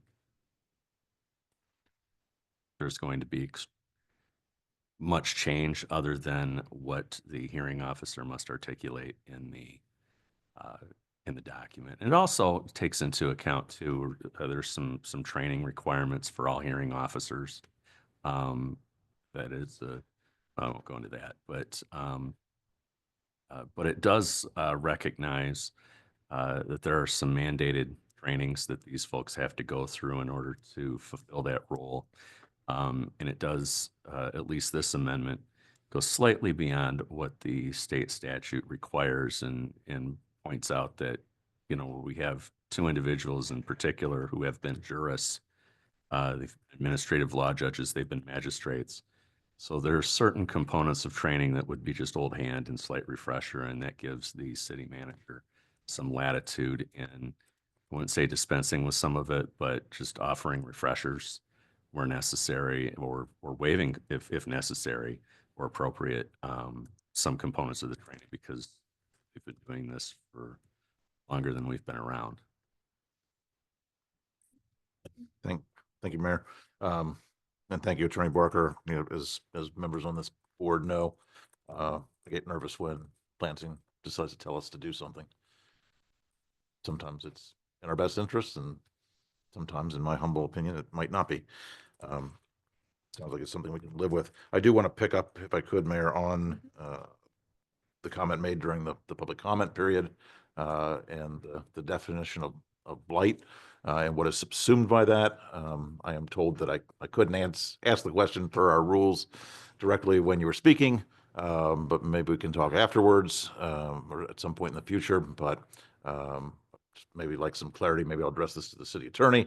I believe if I understood you correctly, what you were talking about is the definition of blight as required by this new amendment, or was it a concern about blight under our current ordinance as well? Okay. Which way did she nod?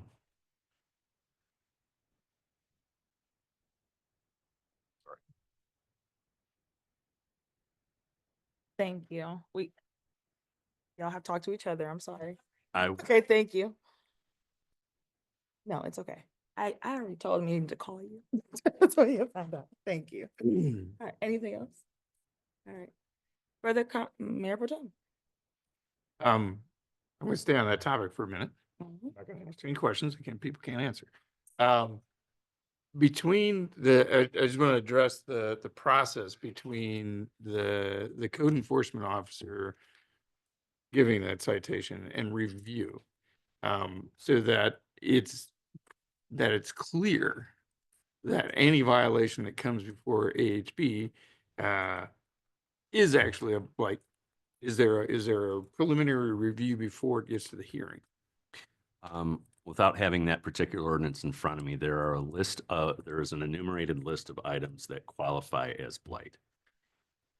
And I'm putting blight in quotation marks, just as the speaker had done. So blight would be issues related to the upkeep and maintenance of buildings, which is what we commonly understand that to involve.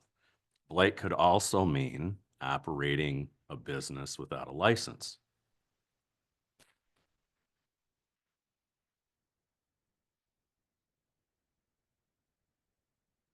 This essentially is if there is, and the blight definition is defined by state statute, by the way, predominantly anyway, is where we draw that from.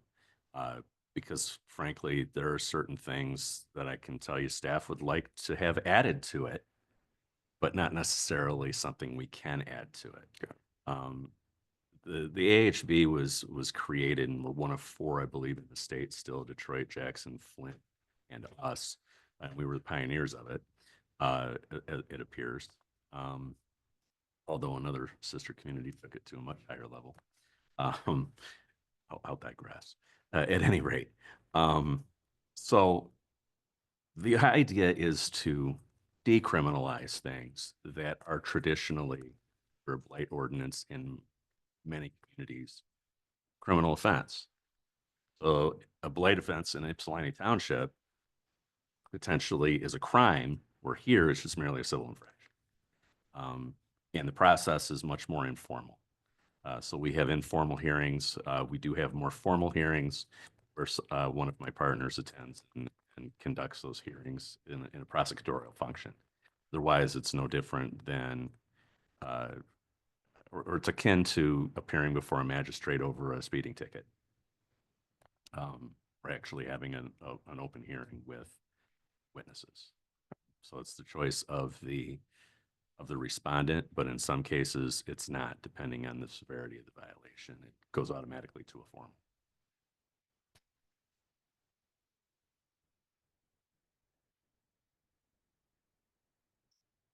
Councilmember Fellows? Beforehand, but so are all these, you said some of these amendments go above and beyond the state requirements. Is the new state requirement pointing to light violations? Because it is coming up quite a bit in these amended parts. Like, is that? I don't think I understand your question. Is the ordinance update simply to be in compliance with state regulation at its minimum? Or, Predominantly, yes. There's a small component of it that includes requests of various departments for more efficient operations of the AHB that fall within the changes that were imposed upon us by the state. And so those predominantly involve the subject of the written record. So in the case of fines and costs, there have been issues with not understanding why, say, a hearing officer has waived fines and costs or imposed full fines and costs. The hearing officer always has that discretion, with the exception of mandatory state fees. And so those are issues, particularly from an appeal standpoint, that would be helpful for them to articulate.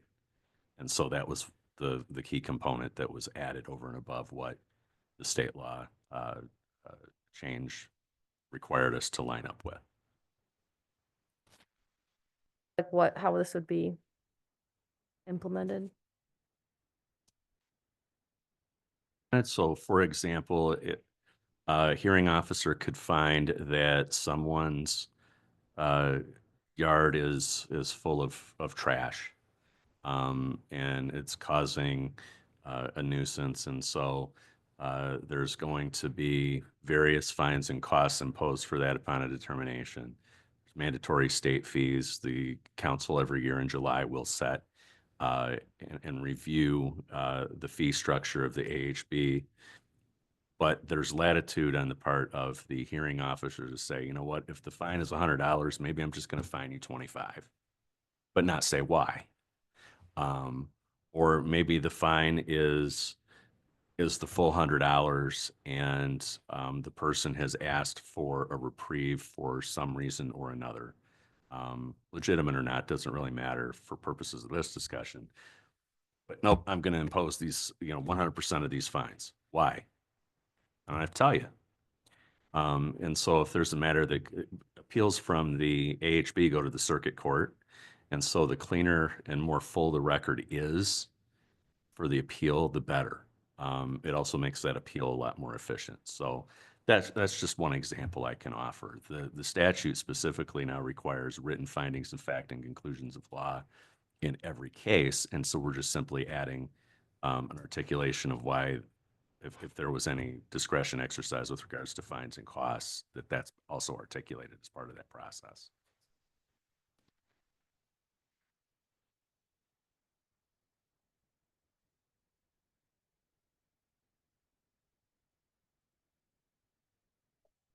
Clerk Boudreaux, you can call the roll. Councilmember Simmons. Yes. Councilmember McLean. Yes. Councilmember King is absent. Mayor Pro Tem Wilcoxen. Yes. Mayor Brown. Yes. Councilmember Fellows. Yes. Councilmember Tucson. Yes. Motion carries. Thank you. Councilmember Fellows, you have resolution 048.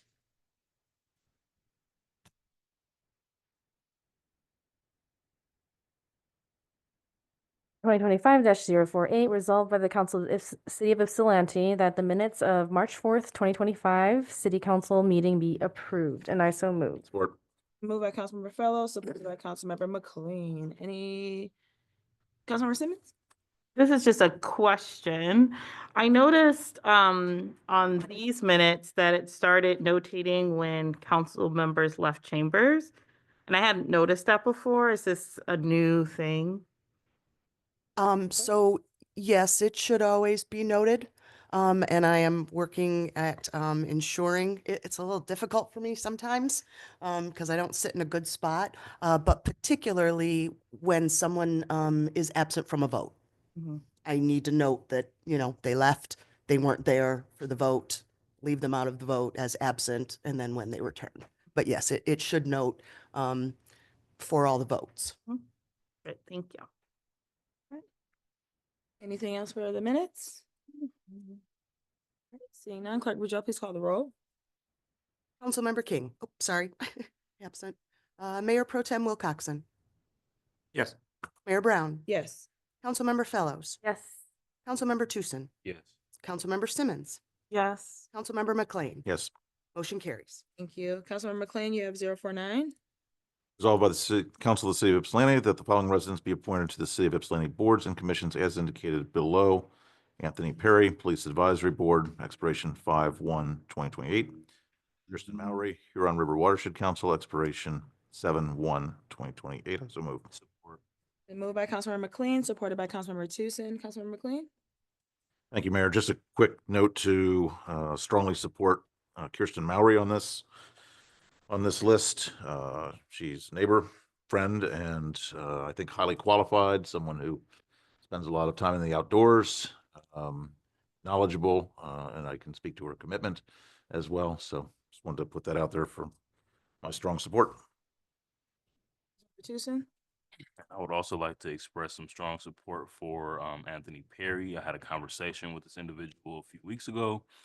He's, excuse me, he is a 40-year resident of the city of Ypsilanti, and he gives back to the city of Ypsilanti by way of coaching a youth football team.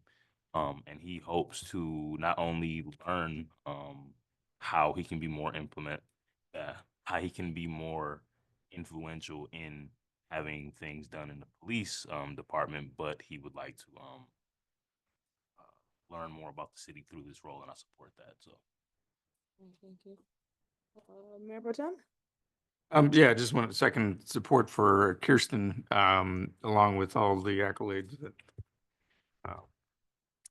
Councilmember McLean had said. Kirsten has spent a fair amount of time also volunteering with the Watershed Council in the past. So she's done a lot of the water quality monitoring volunteer work with the council. So just wanted to add that. All right, thank you. Are there any comments from other council members before we vote? All right, seeing none, please call the roll. Mayor Pro Tem Wilcoxen, Yes. Mayor Brown, Yes. Councilmember Fellows, Yes. Councilmember Tucson, yes. Councilmember Simmons, Yes. Councilmember McLean. Yes. Motion carries. Thank you so much. Mayor Pro Tem, you have 050. Indeed, I do. Resolved by the Council of the City of Ypsilanti, whereas the Prospect Road Bridge has been identified as being in serious condition. And whereas due to the level of complexity involved in such a replacement and its funding, pre-planning is required, and whereas the information supplied in the study will help to ensure a smooth replacement process, now therefore be it resolved that the Ypsilanti City Council approve the proposal entitled Prospect Street Bridge Replacement Study with a cost of not to exceed $41,000. That the cost of the study be expended from the Major Streets Fund, and that the mayor and city clerk are authorized to sign this proposal, subject to review and approval by the city attorney, and that the city manager is authorized to sign any change orders that may be needed to complete the project, subject to review and approval of the city attorney. And I support. Supported by Councilmember Tucson. Hello again. Good evening, council and mayor. I think we hit the high points in the incredibly long presentation that you all sat through with us. But this will set us up to better apply for grants in the future, such as those funds from the local bridge fund and federal grants.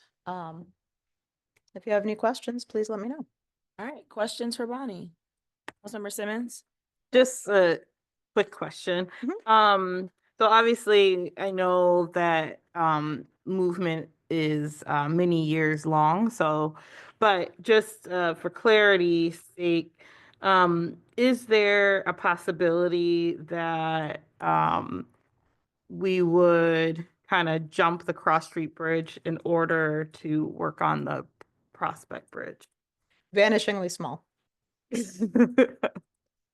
Good. I mean, I don't know if they're like in the same cost range. I was just wondering whether, oh, this one might, if we wound up getting some funding, we jump to that, but They are in the same funding realm, but changing projects at that scale through the system with which we have to work is challenging, I think is. Yeah. Yeah. okay, good. I'm not suggesting we do it. I would like us to focus on the Cross Street Bridge, but I just was wanting to have that. Thanks. Questions, Councilmember Fellows? Mostly, I just wanted to confirm, out of this feasibility study, could we, add looking at a lane reduction easy, and yeah. sidewalk increasing? Mhm. Yeah, and that was already on our radar because there's no reason for Prospect to be this wide at this point because it's 2 lanes north and then the lanes drop to being turns of that. So, yeah. Thank you. Further comments or questions?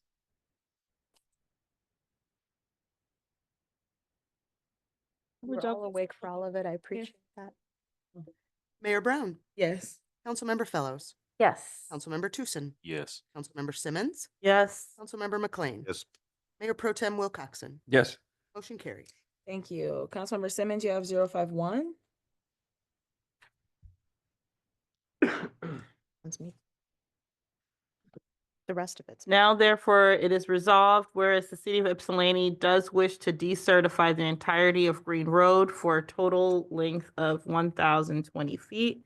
Resolution duly adopted. I so move. Or Moved by Councilmember Simmons, supported by Mayor Pro Tem Wilcoxen. Hello again. Why, hello. So Green Road is currently on our Act 51 map. So Act 51 funds are distributed to local communities by an arcane formula that involves centerline miles of roads, both local and major, and population modifiers. And it's all based on the total pool of gas, diesel, and registration fees, taxes that the state collects.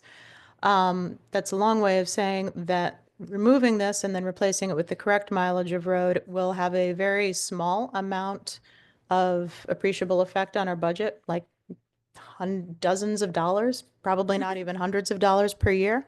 But having that map correct matters a great deal to MDOT. If we have inconsistencies and incorrect items on our map, that just puts MDOT into a bad place mentally with us. They can, and they have withheld Act 51 dollars for people not playing nice. So we like to have the map correct. Bonnie, on the decertification process.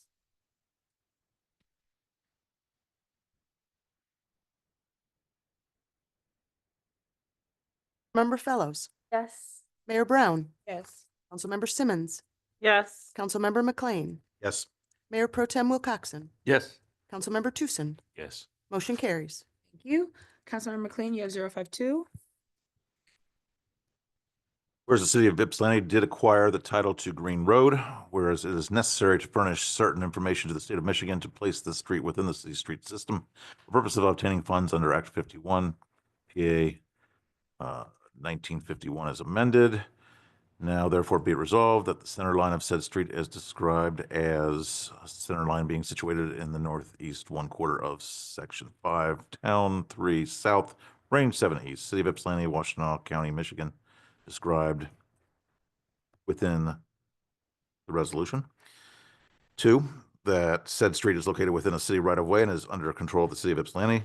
3, that said street is public street and is for public street purposes.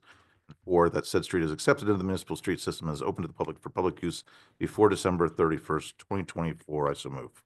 Or Moved by Councilmember McLean, supported by Mayor Pro Tem. Hello again. Why, hello. So with that last action, we took the incorrect section of Green Road out. With this action, we are putting the correct section in. And with that, our map should be perfect. Any questions about this correction? Mayor Pro Tem. I just have a comment. During the public comment, there was a comment about developers doing certain parts of construction and then leaving the the municipality to foot the bill.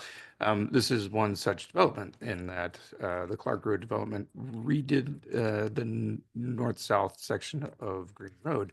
And that was by stipulation. And I think it was a great benefit to the city, although some local neighbors were not greatly fond of it. But I think it was a net benefit to the city, and we happily accept that maintenance costs. So They're this still section doing of that? road is completely outside of the private road that the developers have corrected. Got it. Yep.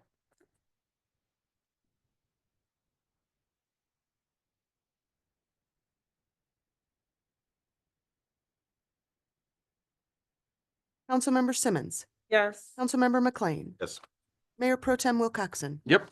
Mayor Brown, Yes. Councilmember Fellows. Yes. Motion carried. Thank you. Councilmember Fellows, you have 053. Yes, resolution number 2025-053 resolved by the Council of the City of Ypsilanti, whereas the Prospect Road Bridge has been identified as being in serious condition, and whereas OHM consulting engineers for the City of Ypsilanti completed the inspection of the bridges in the city and prepared inspection reports and other information on the above-mentioned bridge, and whereas based on the findings and recommendations of OHM, the Director of Public Works recommends that the city make application to the Michigan Department of Transportation's local bridge program for superstructure replacement, and whereas the City of Ypsilanti has the 5% portion of the project financing available, that the city manager is authorized to sign any change orders that may be needed to complete the project, subject to review and approval by the city attorney, and I so move. Moved by Councilmember Fellows, supported by Mayor Pro Tem Wilcoxen. Bonnie? This is the grant application of which we spoke for Prospect Bridge. Any additional comments or questions from council? Councilmember Fellows? I just forgot, I'm sure you all are factoring this in, but with the consideration of lane reduction, also having room for a bike lane. So it would be exceedingly odd to have a section of bike lane that lasts about 100 feet. I know, but what if we have bike lanes there in the future? So we looked at Prospect Street in 2016 when we did the Priority Prospect Road Improvement Project. And it is about 3 feet on either side too short for a bike lane addition unless we move the curb. If we move the curb, then that creates stormwater impacts as well as driveway impacts. So we are not only in the position of having to move the catch basins, manholes, fun stuff like that, but we are also shortening the drive approach for everybody's driveways because they have a shorter reach to get into the road and et cetera. Ken, I'm sure, and Rachel can explain the technical pieces of that, but basically that makes the project extremely expensive. Well, I know there's like different versions of bike lane infrastructure. Some are, Yep, so in Zero order to crossing. actually do a painted bike lane that excludes the gutter pan, we would have to do that. And we, since it's a feasibility study, can we just look at it and see? sure, Yeah. we looked at it. The road hasn't changed since 2016, but we Mhm. can look at it again. But it would be within that contents of the bridge. It wouldn't be for the whole length Right. of Prospect. Understood. Further comments or questions?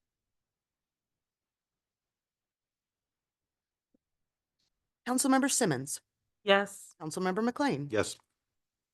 Mayor Pro Tem Wilcoxen, Yep. Mayor Brown, Yes. Councilmember Fellows, Yes. Councilmember Tucson. Yes. Motion carries. Thank you. We're at board and commission reports, so you're done, Bonnie. You're finished. Police Advisory Commission? Yes, so as we just seen in this meeting, the Police Advisory Commission is now fully, the roster is full, except for 2 youth seats that, if I'm not mistaken, Commissioner Humes is working on. The next meeting is next Thursday, the 27th at 7 p.m. right here in council chambers. Everybody come out and see a fully staffed, the full roster of YPAC. It's gonna be beautiful. I hope to see you all there. All right, Councilmember King is absent. Parks and Arts?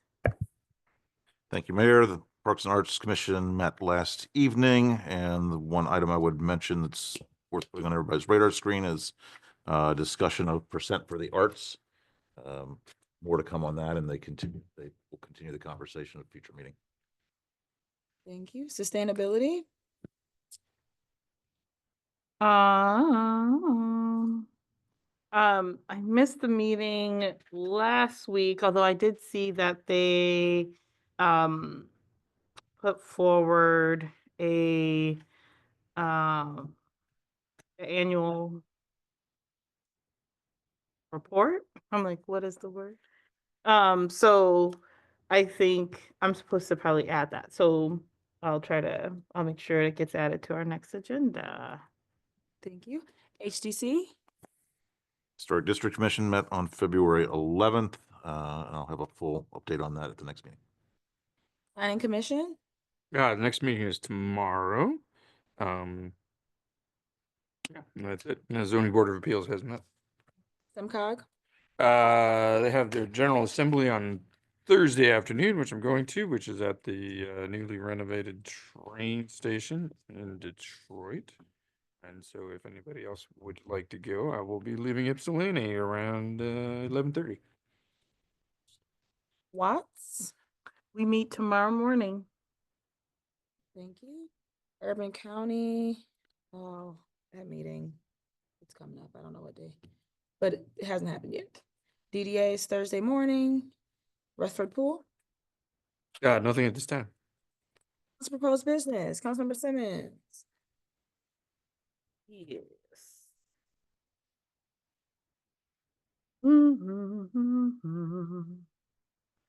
All right, just a couple of things. One, this is actually, it is also, it's regarding roads, but it's actually a Ypsi Township road. But, Wallace, that part of Wallace, that's actually Ypsi Township Road, that I know a lot of people take to get to Chapel. I had somebody tell me, well, it's falling apart, but that then they said that they think it's Township Road because it has speed bumps. So,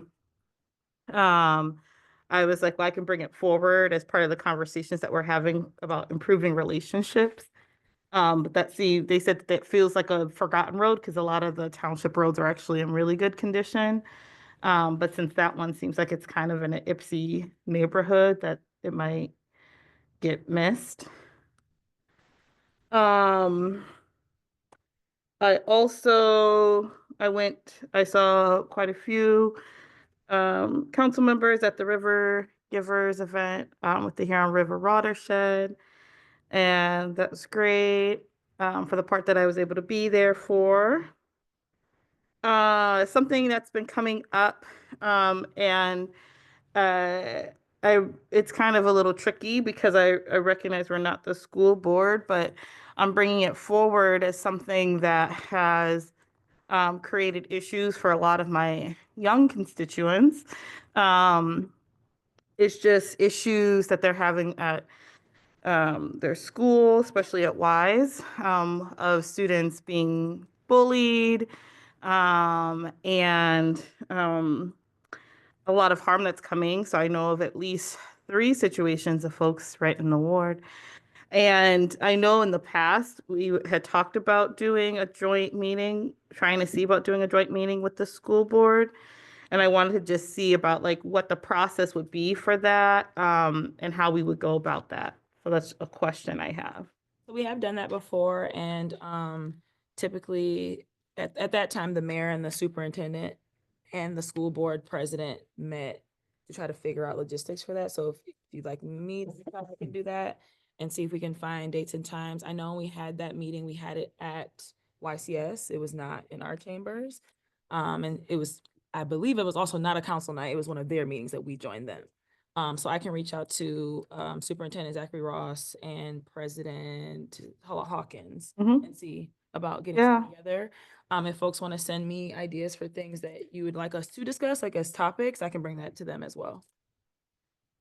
And so maybe I'll send a feeler out probably this evening since it's only 8:45.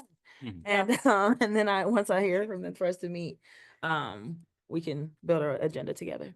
Thank you. That would be great. I would love that. The other thing is that we So Councilmember King and I did start working on the questionnaire for council for the retreat. And so we expect to have something for folks to see at our next meeting. So we can note that. And then I also, oh, there's so many things. Okay.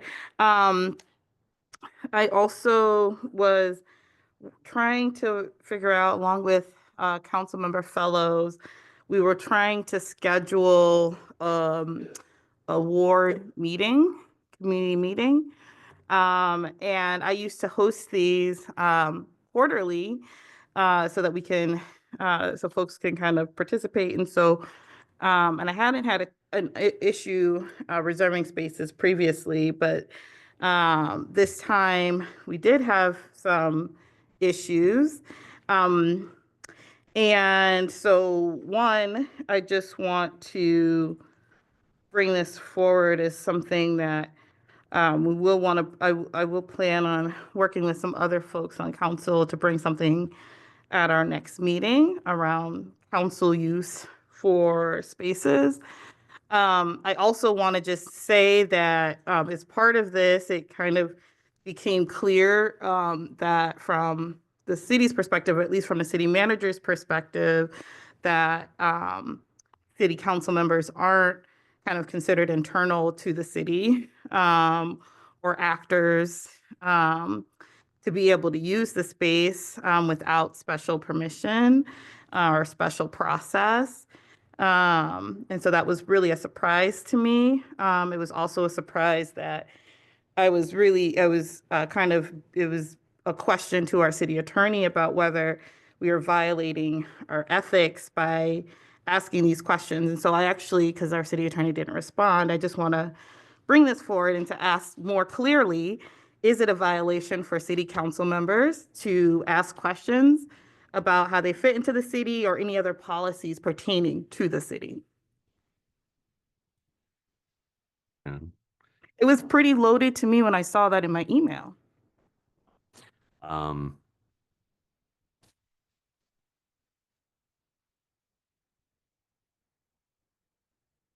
But what I can tell you is there are applicable ordinances to anyone who wants to use city property. There are certain exceptions for employees. There are questions that,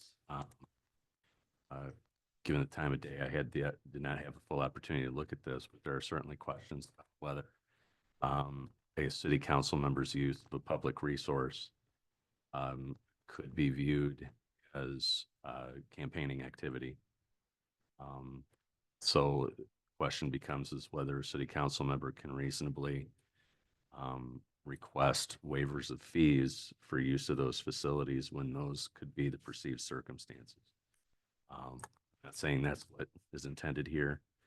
And I understand everybody's perspective, but that is not a question that can reasonably be responded to off the cuff.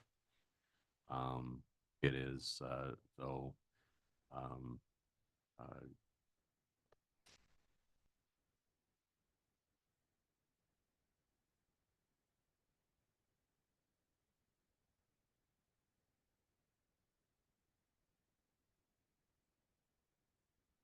I don't want to go down wormhole, if you will. I'm trying to be,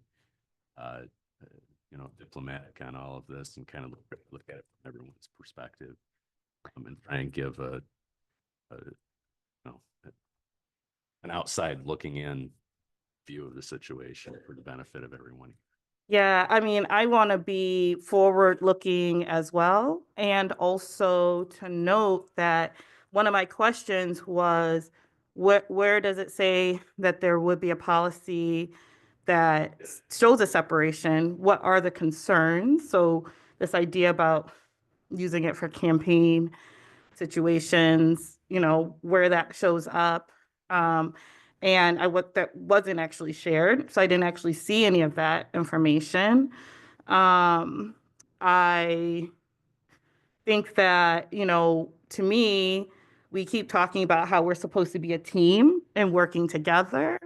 And if the elected officials and the city staff are not able to be working in a team, working together, then it creates issues, right? And so to me, I found this to be an escalation based on what we're trying to do, which is actually to continue to increase connection between the community's residents and the city and our policy making by having those connections and holds.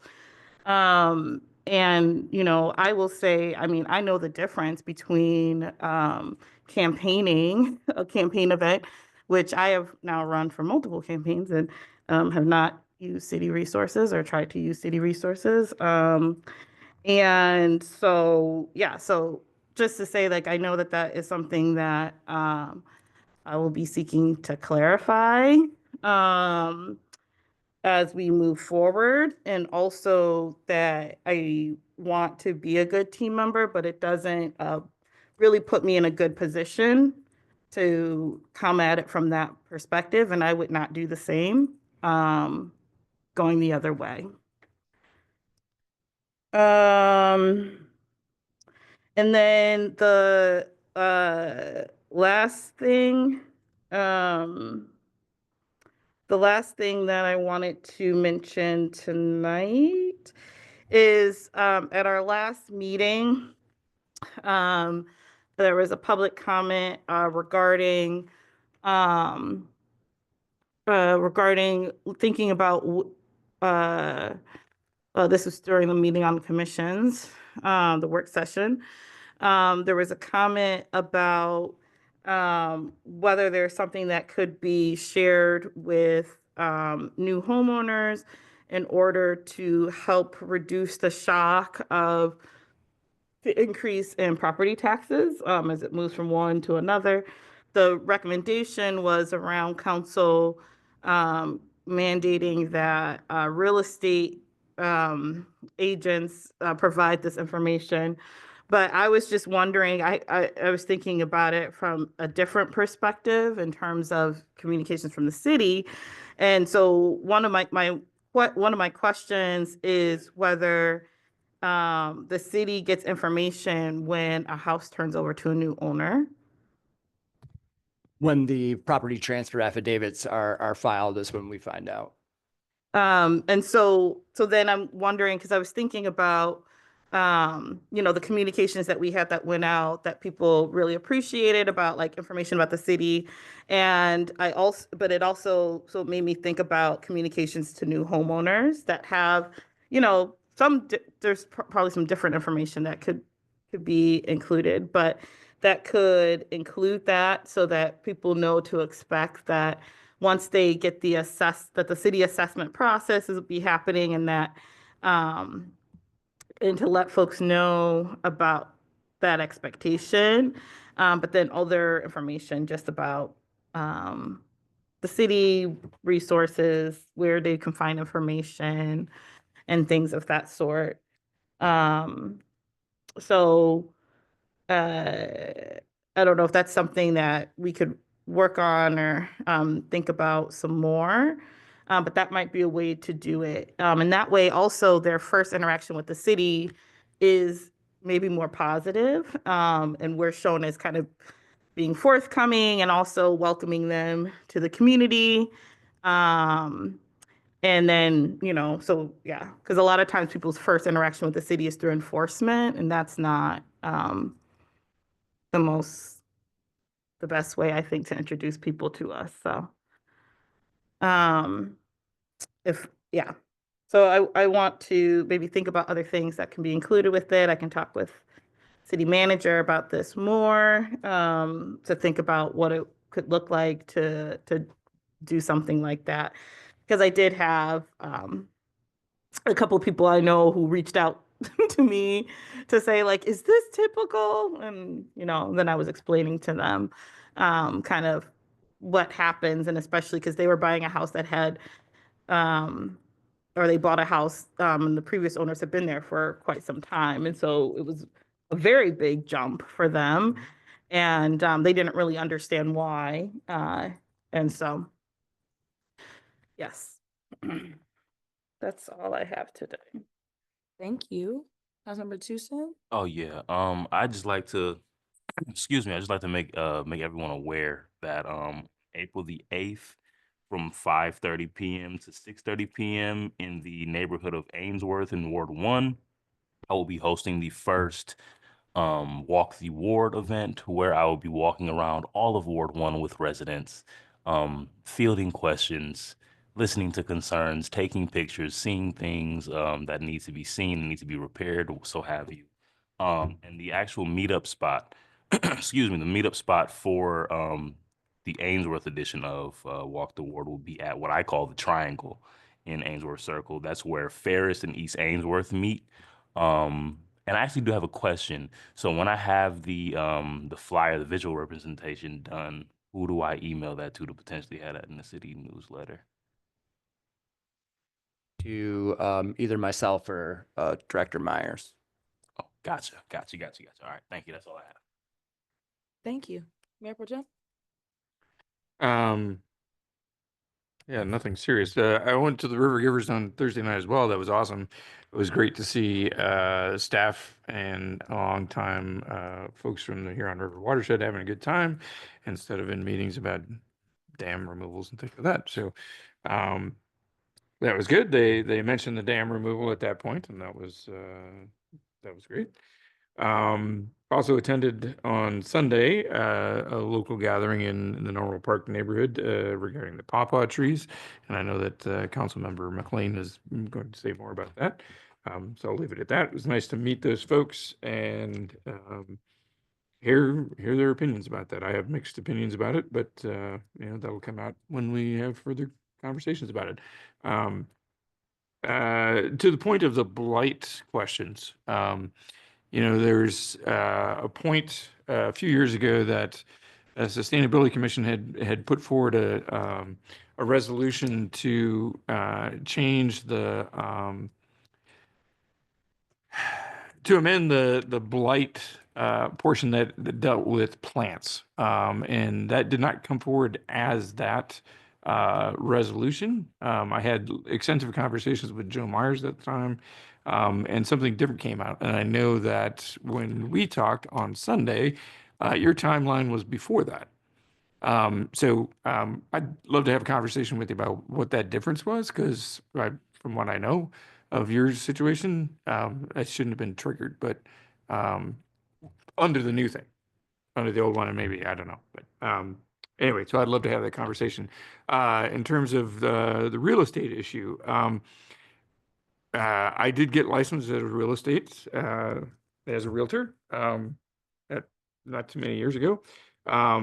Most people who are worth their salt would mention these things, right? So when Andy stood up and said we need to have there are people that don't do that, and so I like your idea of giving point of contact for folks, but by the time they bought a house, they don't have that, and so I totally get his point. I have neighbors who bought a house and within 3 years sold it and moved out of the city because they couldn't afford the tax, because that wasn't explained to them as well.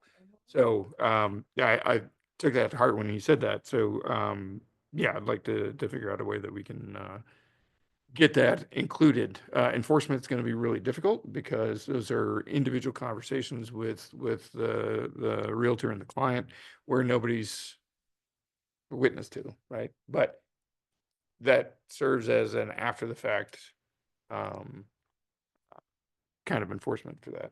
So I think both approaches are good to be pursuing. So and that I'm done. Thank you. Councilmember Fellows? We need to extend the meeting or no? Nope, we go till 10. Okay. I was able to get a tour of both the City Hall basement and DPW. Very eye-opening. Thank you, Tracy and Bonnie.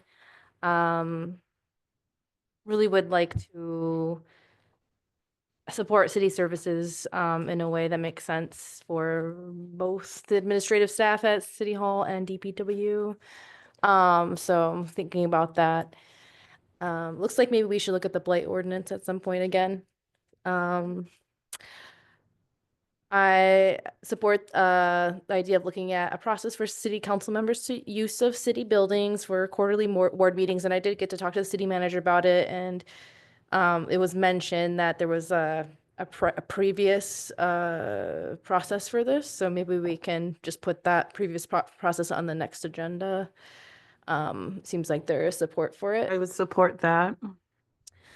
And let's see, setting the next work session on commissions. I don't know if we would like to schedule that now. I was just thinking, or if we're bringing that up. 'cause Yeah, work we talked- session on commissions, because we talked about doing a second one. So maybe open your phones and look at calendar, and I will move through the rest of my list. Councilmember Tucson and I were able to get together the other week and talk about crossover interests around supporting youth in the city, and we spoke about having maybe a youth town hall in the summer, late summer, or maybe during the school year. And it sounds like maybe timely with what's going on with the issues that Councilmember Simmons brought up. So that would be something we can start working on. Also regarding the peach tree and the pawpaws, there was an effort by the Sustainability Commission in 2020 to look at our vegetation ordinance and do an update. And so I do have a copy of their update. It looks like after 5 years, it needs maybe another update, but I would be interested in looking at this ordinance to potentially relax it and improve it with regard to invasive species. And it seems like just attitudes in the community around, native plants, around lawns have changed, and it's just time to catch up with that. And it was something I ran on in my campaign, so I'm very interested in updating that. And then I'm interested in the bonding capacity conversation that Councilmember McLean has brought up in the past, so I look forward to that in the future.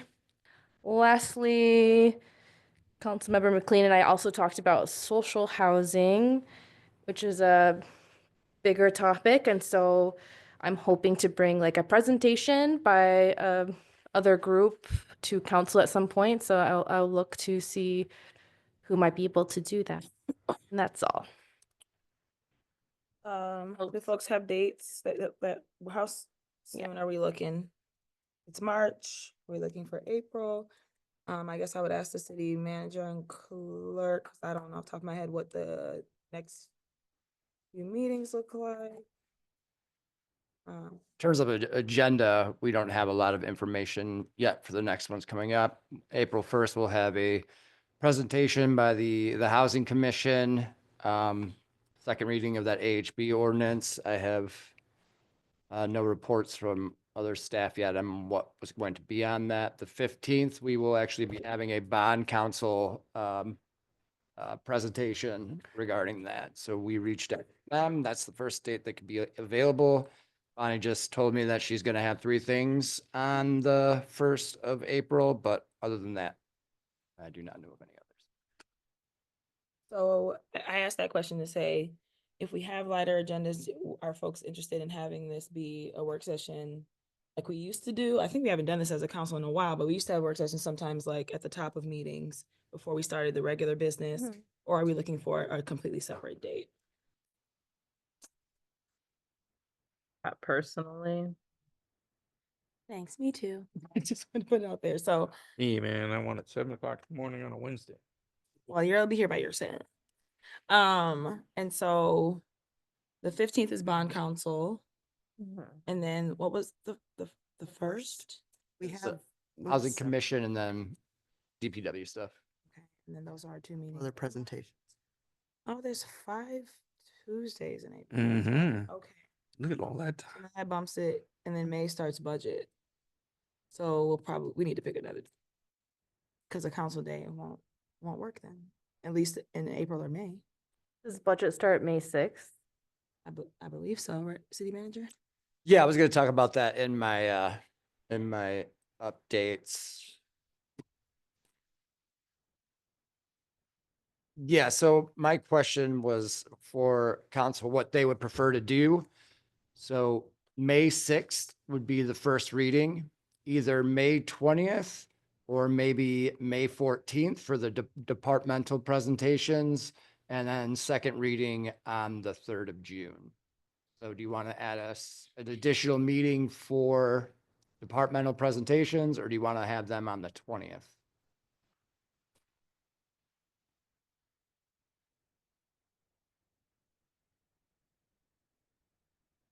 Yeah. Personally, I would prefer an additional meeting for that. But I will also say it's not for the reason most people probably think. It's likely that I will not be here on the 20th. Take me out for my birthday. Is that your birthday? Oh, you get to have a council birthday. Oh, okay. Like I usually Not the do. first time. Yeah, I know, me too. But of course, I could always Zoom in and listen on the 20th if that's what folks want to do it at the same meeting. I'd prefer a separate meeting. Those are fairly long Some presentations, questions and and yeah. I'd like to have that be the only thing we're looking at. So what we could do is, no, I mean, we could have it on another day. We might have to push a commission elsewhere. No, I think folks are saying the 14th. 14th is good. Is that That's April 14th. May That's budget though. We're not talking that's because we just switched gears a little bit. So that's for budget. And what the other week is It's that? a Wednesday? It's a Wednesday. It's, Yeah, I would So not be available. I don't. May the 14th, I won't be available if it's in the evening because I will have work. I can zoom in and listen.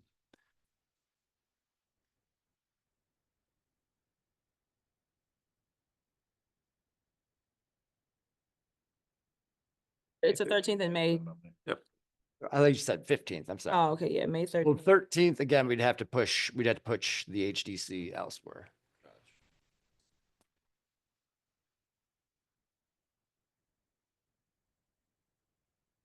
Always better because that's already cleared for council meetings.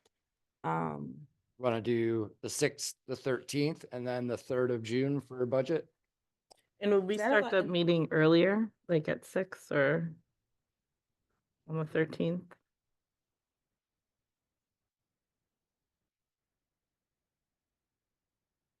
Because that's just a meeting with the presentations from Right. the departments, right? Yep. I mean, if y'all want to, I don't.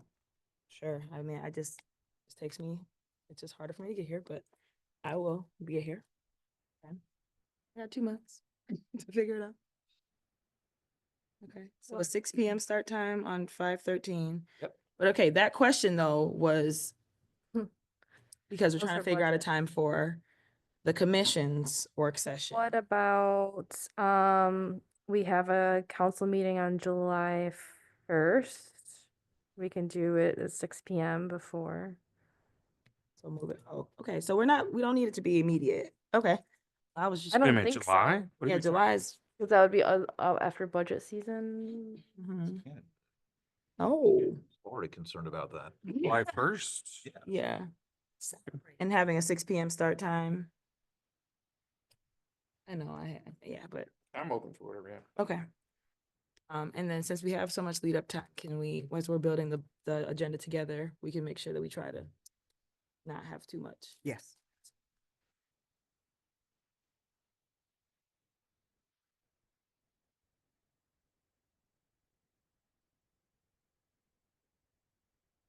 Under invites for those. You do that. At 7/1. Yep, July 1st at 6. 6. Mm-hmm. So we'll just start the meeting early.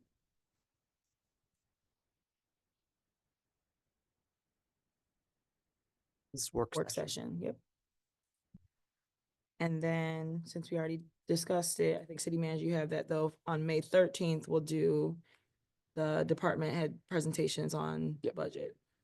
And I sent you the So quick. one for July 1st. Well, thank you. I'll get the budget sessions out as well. Awesome. Thank you very much. So we will, just so everybody knows, so we'll be meeting on the 6th, the 17th, and the 20th in May.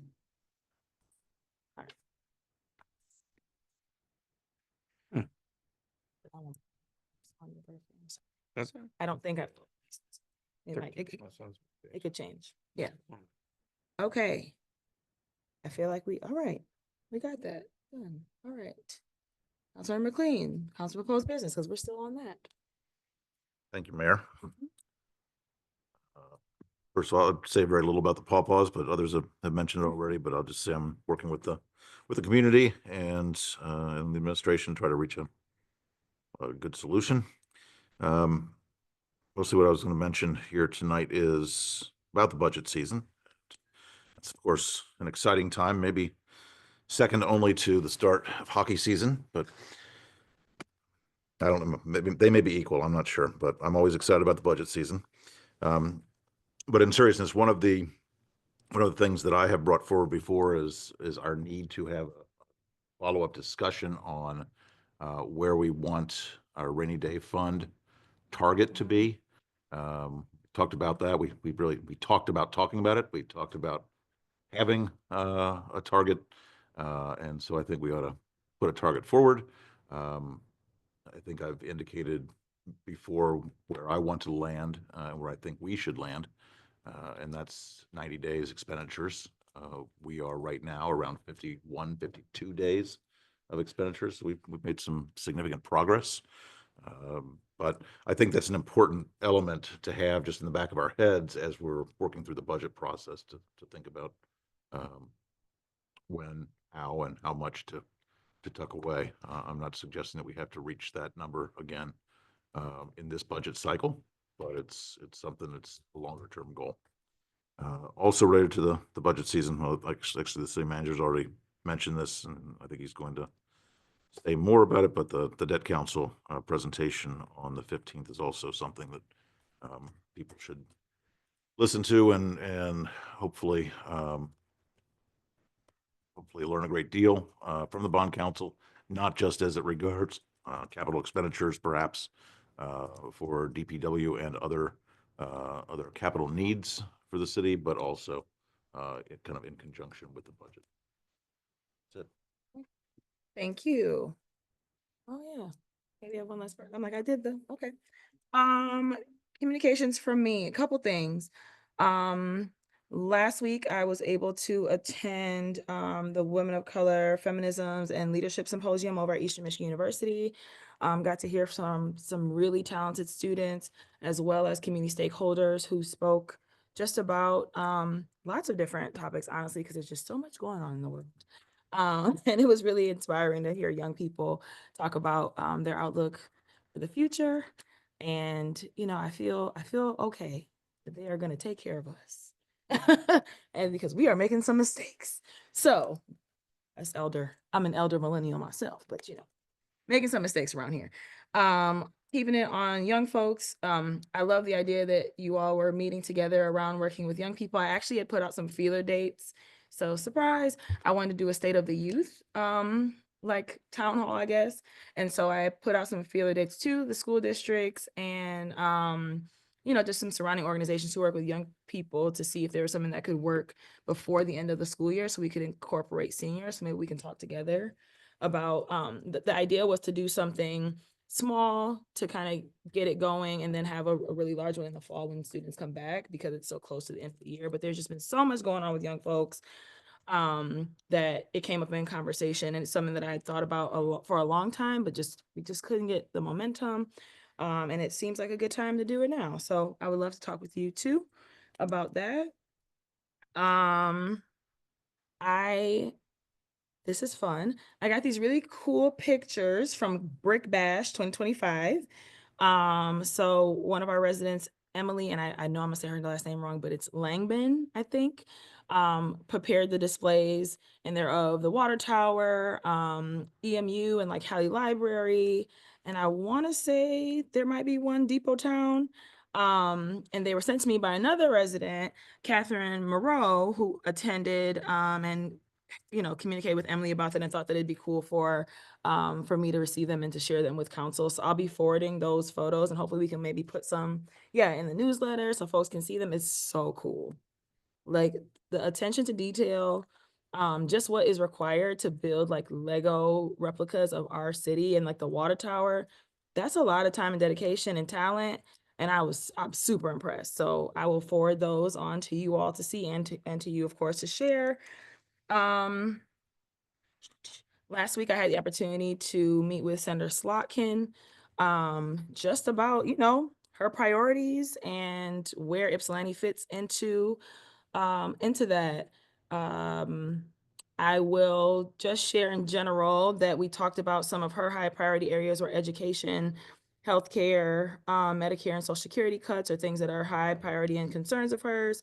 And we, spoke a lot about what she could use from us in our communities in terms of advocacy, and things to look at in terms of our role as the city elected. So of course, I took my notes on my cellular device, so I'm gonna clean them up and then I'll send them out to everybody too, so you all can kind of have the cliff notes of our conversation. But it was a good conversation that I think that we were able to have.